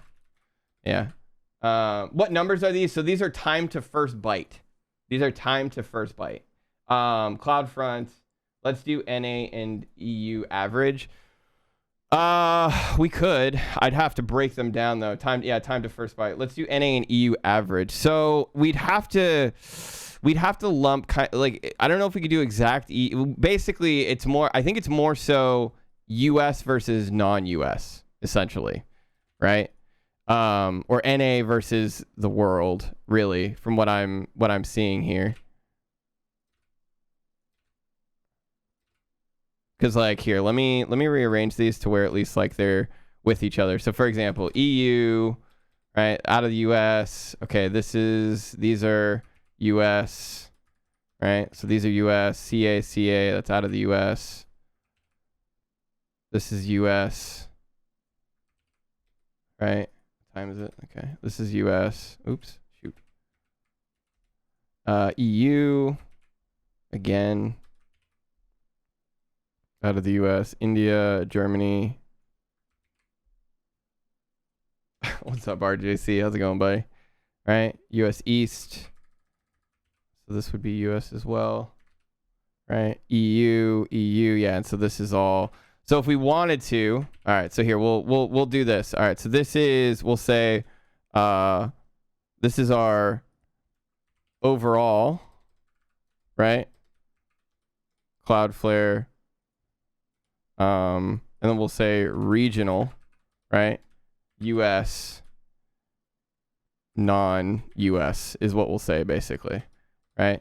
So, all right. Yo, RD Techie. Dude, thank you so much for the 5 gifted subs, man. Thank you, dude. Thank you. You guys have been so supportive since we came back. Thank you, buddy. Razor, Pravan, Java Grunt, Into Hemos, and Ario Cloud, please be sure to thank your gifted subber. Dude, RD Techie, thank you, man. Thank you for being here. I'm glad you're enjoying yourself. Seriously, I hope we can keep blowing your mind with cool content. So thank you, bud. Seriously, thank you so much. And yes, please be sure to thank your gifter. Yeah, look at the US compared to EU, dude. Look at the difference. Yeah, it's so negligible. It's hard to like. We don't have enough data points, honestly, which is ironic. That you know what that means too, chat? That means that we have so many people watching us from outside of the US. All right, let's look at this. This deserves purple. Thank you. All right, so this is the US CloudFront. Oh, come on, dude. Stop doing that. CloudFront. So US's CloudFront is that. Cloudflare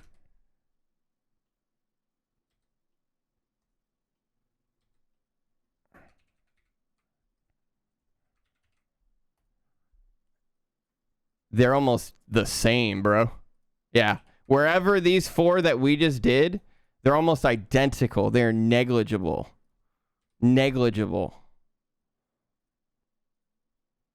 Right? So let's do non-US now. So CloudFront. Same pops. Yeah, it probably is. You're more than likely right on that. Yeah, it's probably a lot of the same hardware. So this is CloudFront out of the US. Right?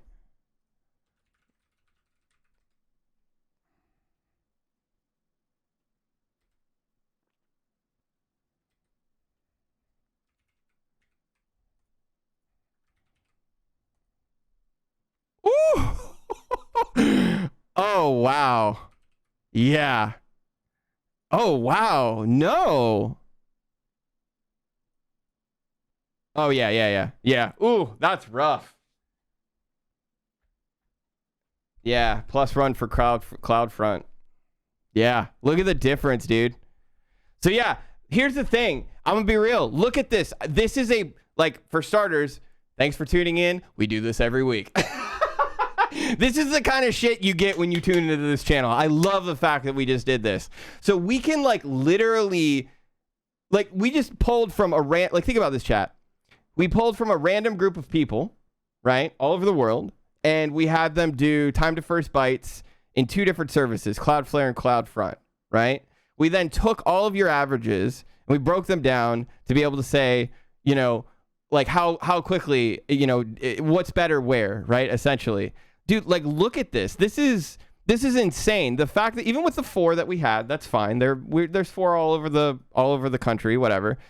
But when you say what are these services? What do they provide? How are they valuable, right? It makes sense that Cloudflare would be very competitive in a US market, right? It makes so much sense, right? But think about that. Once we go outside of the non-US market, CloudFront kills it. It's almost double as fast, right?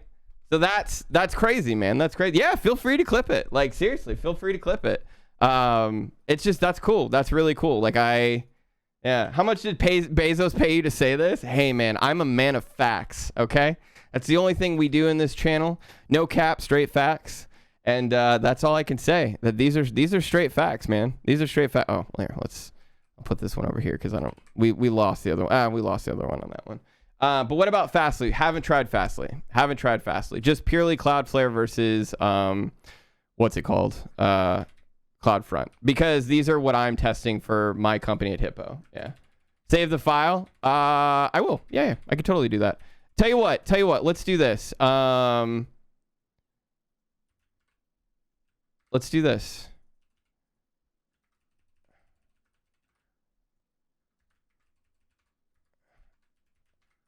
Hold on. Is there a way to tell if a website is behind Cloudflare or CloudFront? Yeah, you do a dig on it. You could do a dig on the A record, and then you can see who owns it. You know what I mean? It's probably the easiest way to do it. Okay. This is the confidence you need when building something. Exactly. Yeah, literally, chat. It also makes my job a little bit easier because honestly, we're basically US. We're mostly US driven anyway. So for us, for us, it's negligible. You know what I mean? You just want, if you want, yep, there you go. You can do that as well. But yeah, this is my job, chat. This is literally what I do. I want to clean this up a bit, but I tell you what, here's what I'm going to do, chat. Join our Discord, okay? Join our Discord. Here's why. If you join our Discord and you go into our Discord, you will see that we have a bunch of server roles.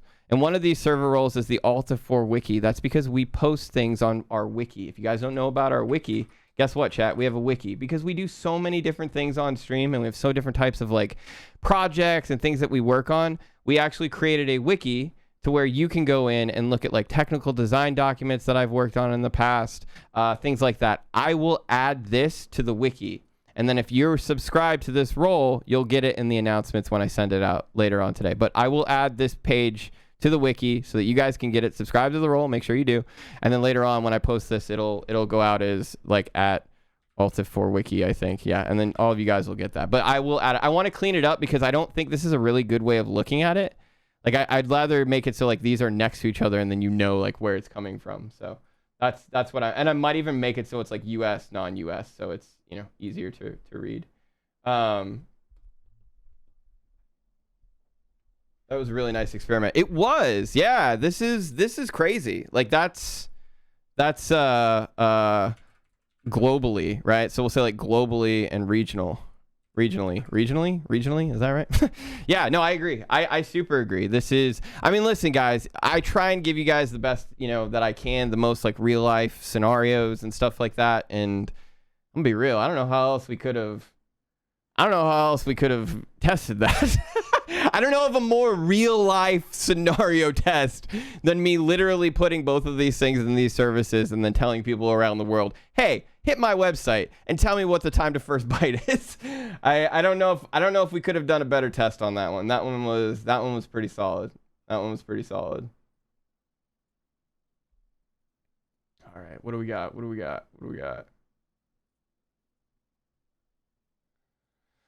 All right, so what have we done so far? Well, we have provisioned our resources in Amazon, right? We created our bucket, Charming Archimedes, right? We then put a file in that bucket, and we pointed a CloudFront distribution that we created towards that bucket. It is our example front-end distribution, and it is accessible via dy, whatever this domain is here. But if we go to this domain here, which, there you go, that is the distribution that we created, our website loads. We then took the time to first byte calculation, right? And we said, all right, well, let's use this URL and then Cloudflare, and let's calculate the differences between the two, right? And so if you're curious on how we did that, here's the first one that calculates the Cloudflare one, or CloudFront one, and the second one is one that calculates the Cloudflare one. We then got those numbers from the audience, as well as myself. I broke down the averages, and that's where we were able to see that regionally, CloudFront and Cloudflare are pretty much identical, right? Whereas non-US, they have a bit more of a gap, right? CloudFront in about 0.2 versus Cloudflare in about 0.5. Where are you, wannabe? I apologize, buddy. I set it to the default. Yeah, it's the price. It's just the default price class. Where are you, though, just so that I'm aware? You don't have to tell me exactly where you are. You can just tell me what region you're in or what country you're in. But that might be Belgium. Ah, okay. Yeah, yeah. We added Great Britain, but we would have to, that would be, yeah, that'd be, yeah, Belgium. Geographic restriction. Yeah, see, Germany. So if I wanted to, I could come in here. Belgium. All right, try now, bud. Try now. See if it works now for you. It should work now.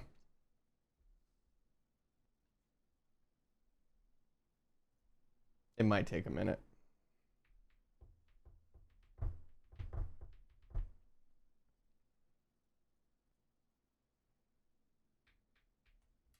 Nope, same error. Okay, it might take a minute just because it's like replicating. But I mean, as you can see, I added it. 1 second.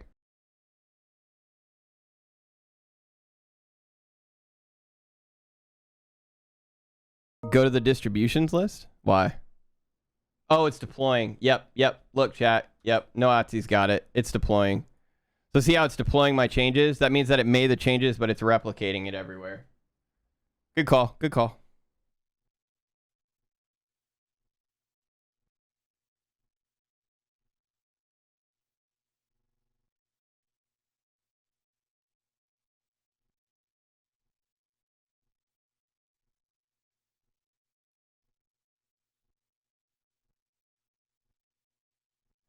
Sorry.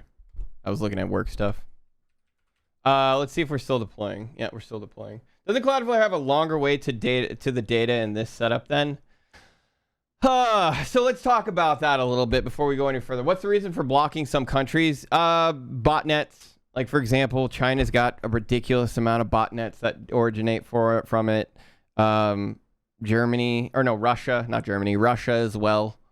Yeah, there's just, if you just don't want to deal with stuff like that. I mean, America has botnets too, don't get me wrong, but from an American perspective, a lot of botnets come from Russia, China, shit like that. So it's, you just go, we don't even, like, a lot of people don't do business in China. A lot of people don't do business in Russia. Like, maybe some reasons for that we don't need to get into, which again is a completely different thing. But yeah, I mean, that's basically why. What is the test URL? It's this CloudFront distribution right here. Yeah, here.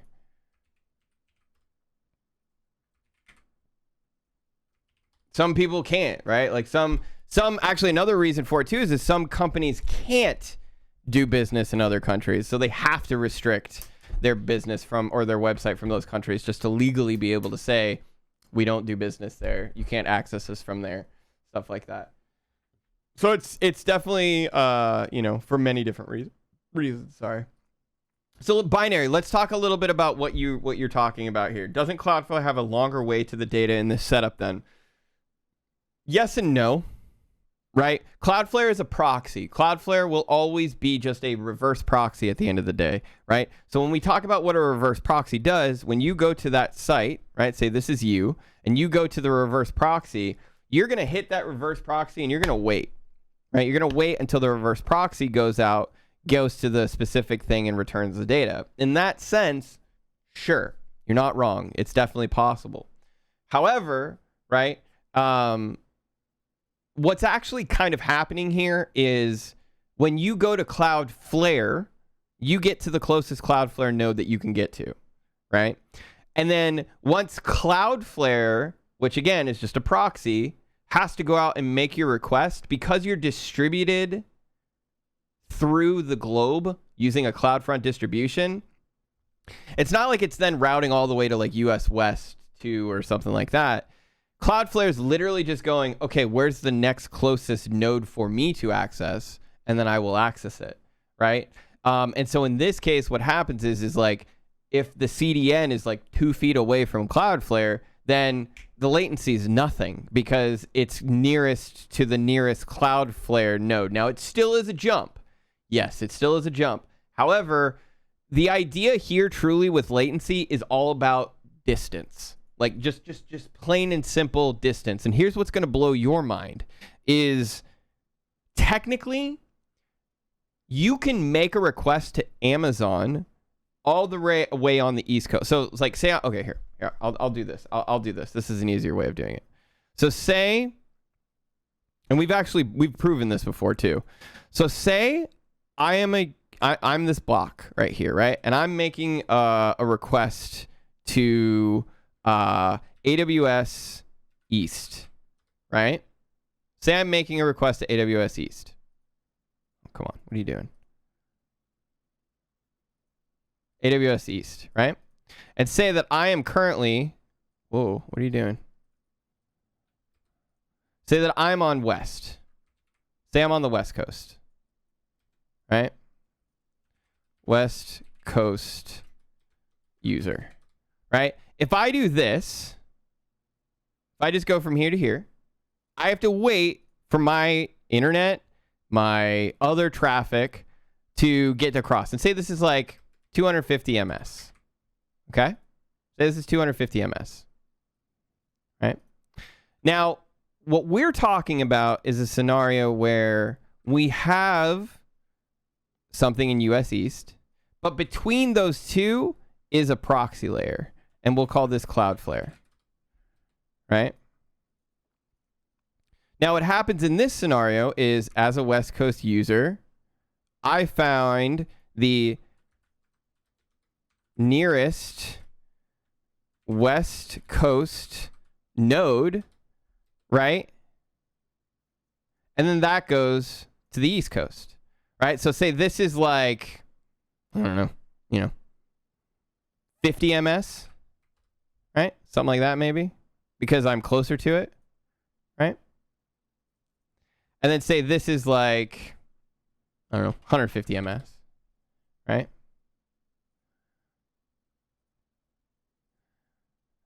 And this is common. Like this is common, essentially. Like this is how you can start getting benefits of using Cloudflare, where you say like, okay, Cloudflare is going to get me a node closest to my user as possible for that time to first byte. Right? But then once we get into Cloudflare, it's just wherever Cloudflare is, right? So this backend request from Cloudflare to US East could still take time, right? It could still actually take time, right? But what Cloudflare is going to say is it's going to say, we're going to get you a request response quicker, right? And so that's this part here. What we're doing is we're adding one more thing where we're saying, okay, well, Cloudflare nearest West Coast. Well, let's give ourselves a little bit more space here, right? Cloudflare nearest West Coast, right? And then what we do is we have our AWS, or actually say it, our CloudFront distribution, right? And this is nearest West Coast. So what happens here is, in this case, we're no longer even going out to US East, right? What we're doing now is we're saying, instead of going directly to US East, we're going to go to a Cloudflare distribution, which is the nearest West Coast, and this is now like 50 ms, right? And then this gets replicated out through US East.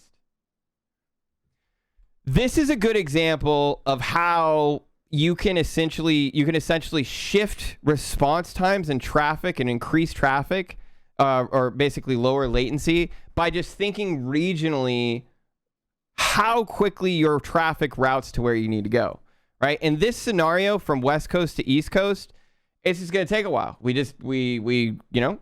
connect to the other side of the country and we wait until we get our response.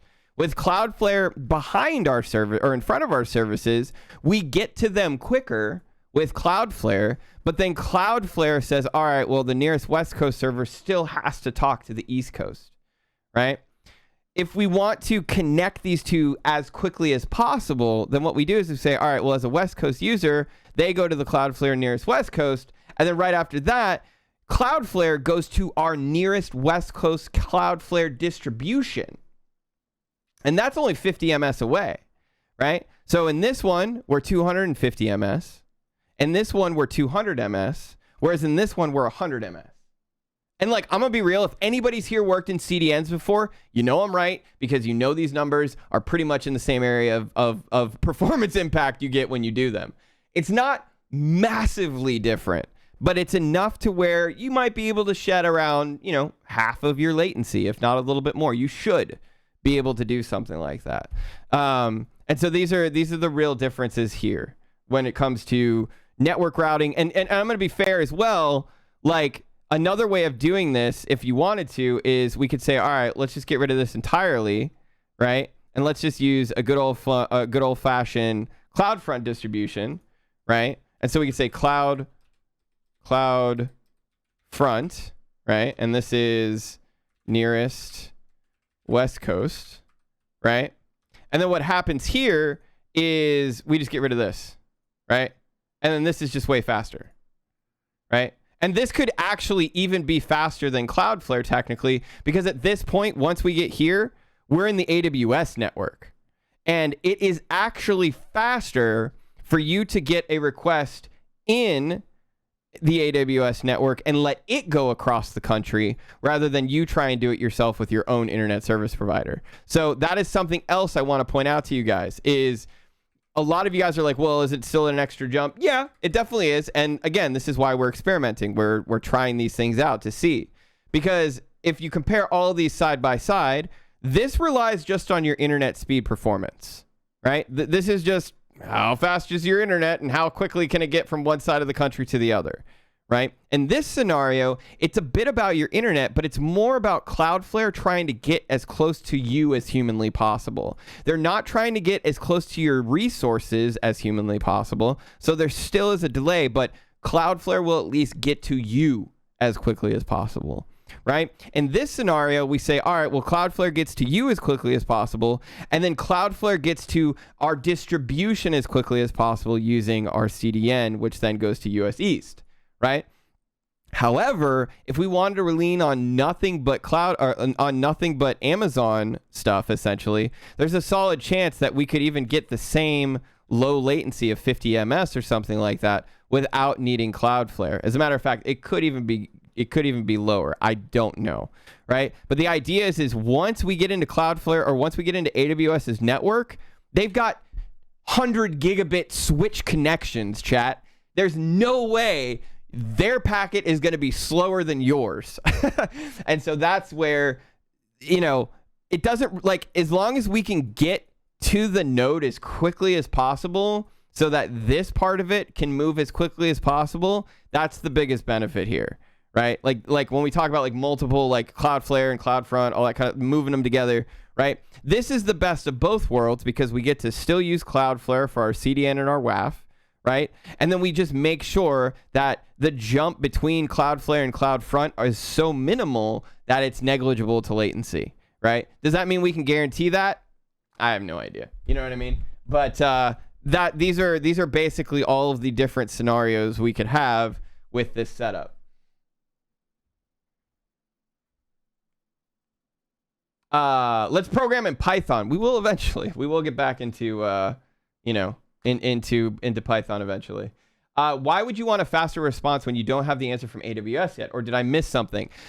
So a faster so technically a time to first byte does mean that you could then start seeding that data to it. So when you do a time to first byte, it doesn't necessarily mean that you then have to wait for each asset to come back from the proxy layer and then responded. You can do things like streaming data.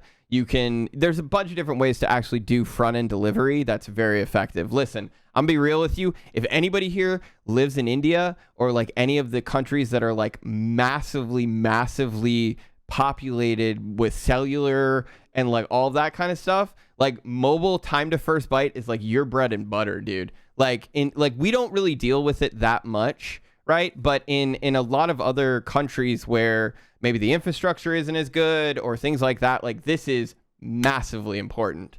And it can make or break your website, right? A lot of people don't consider it, but time to first byte is really your users' expectations. And again, other countries and other parts of the world or more even remote countries and stuff like that, you don't want to be sit here just be like, respond, you know what I mean? At least getting a response enables you to take that next step. And yeah, and they still use Edge for mobile connection. I mean, yeah, like I said, it's a much different problem in those parts of the world. We're just very lucky to not have to deal with it as much. All right, I'm trying Nix now. Let's go. All right, Bodhi. Don't you get more cost impact with two cache layers? It depends. We already use Cloudflare for work, so that's just something I'm used to. You know what I mean? Like Cloudflare is already a part of our systems. If we don't, then we have to use CloudFront and WAF, and we don't even we're not using AWS WAF or anything like that. Basically all of our stuff is on Cloudflare. So yeah, that's just something to note, as well. Right now, I'm trying to just use what we currently have as well.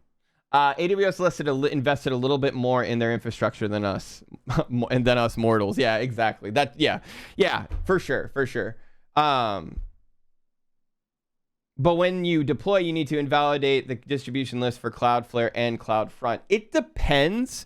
We could have rules within Cloudflare that basically says like use the proxy layer but don't use the caching layer, right? We could do that. Cloudflare does let you do that. I'm gonna be real. All of that communication between Cloudflare and CloudFront, how the invalidations are gonna work, all that kind of stuff, not fully sure yet. Yeah, not fully sure yet. Still trying to figure it out. We're taking it slow. We're taking it step by step. We're thinking about everything, right? This is chess. Chat, we're playing chess right now, and we're like 10 steps ahead already. So what you're talking about is like 30 steps ahead. I'm just not there yet. But we're gonna need to figure out some way to like effectively invalidate all the caches.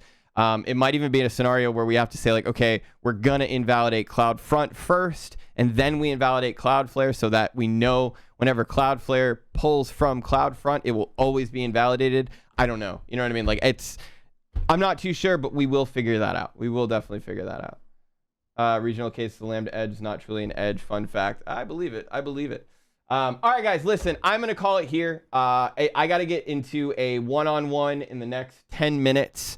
And I also can explain a lot of this to my manager, and I'm excited to be able to do that. So I just want to say this. Listen, thank you guys so much for hanging out with me today. Awesome to be back. I'm happy to be back. I'm really glad that you guys liked the new intro as well. You'll be able to see it next stream for sure, which will hopefully be Wednesday.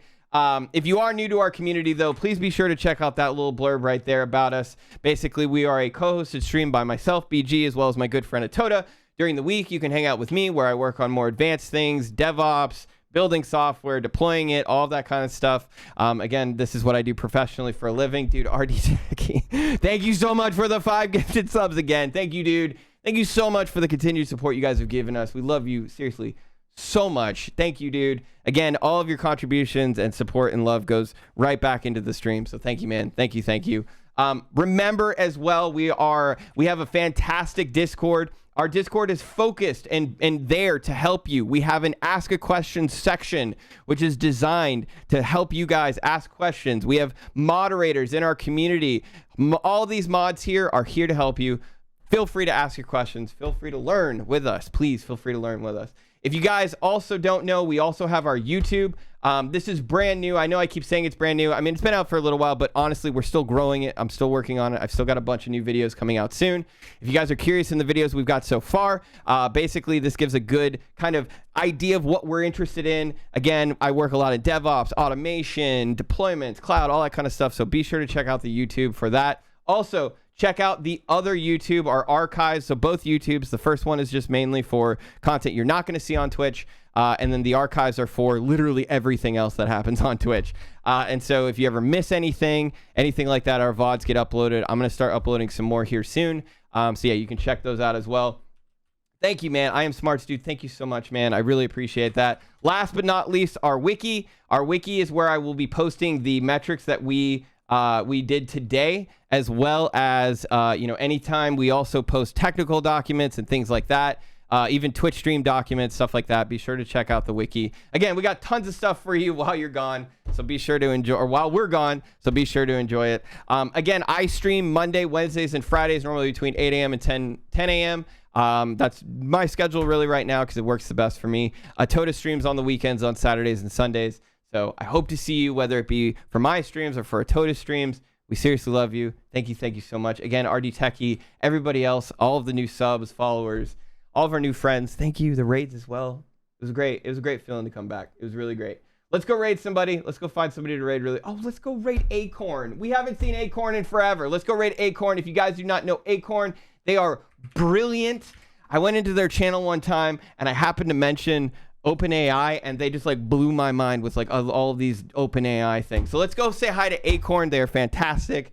Let's go give them some love. You guys have a very fantastic rest of your evening. Again, thank you guys for hanging out with me today. I hope to see you in the Discord. I hope to see you in the streams. I hope to see you on the YouTube. I hope to see you on the social media. Okay, love you guys. Enjoy the raid.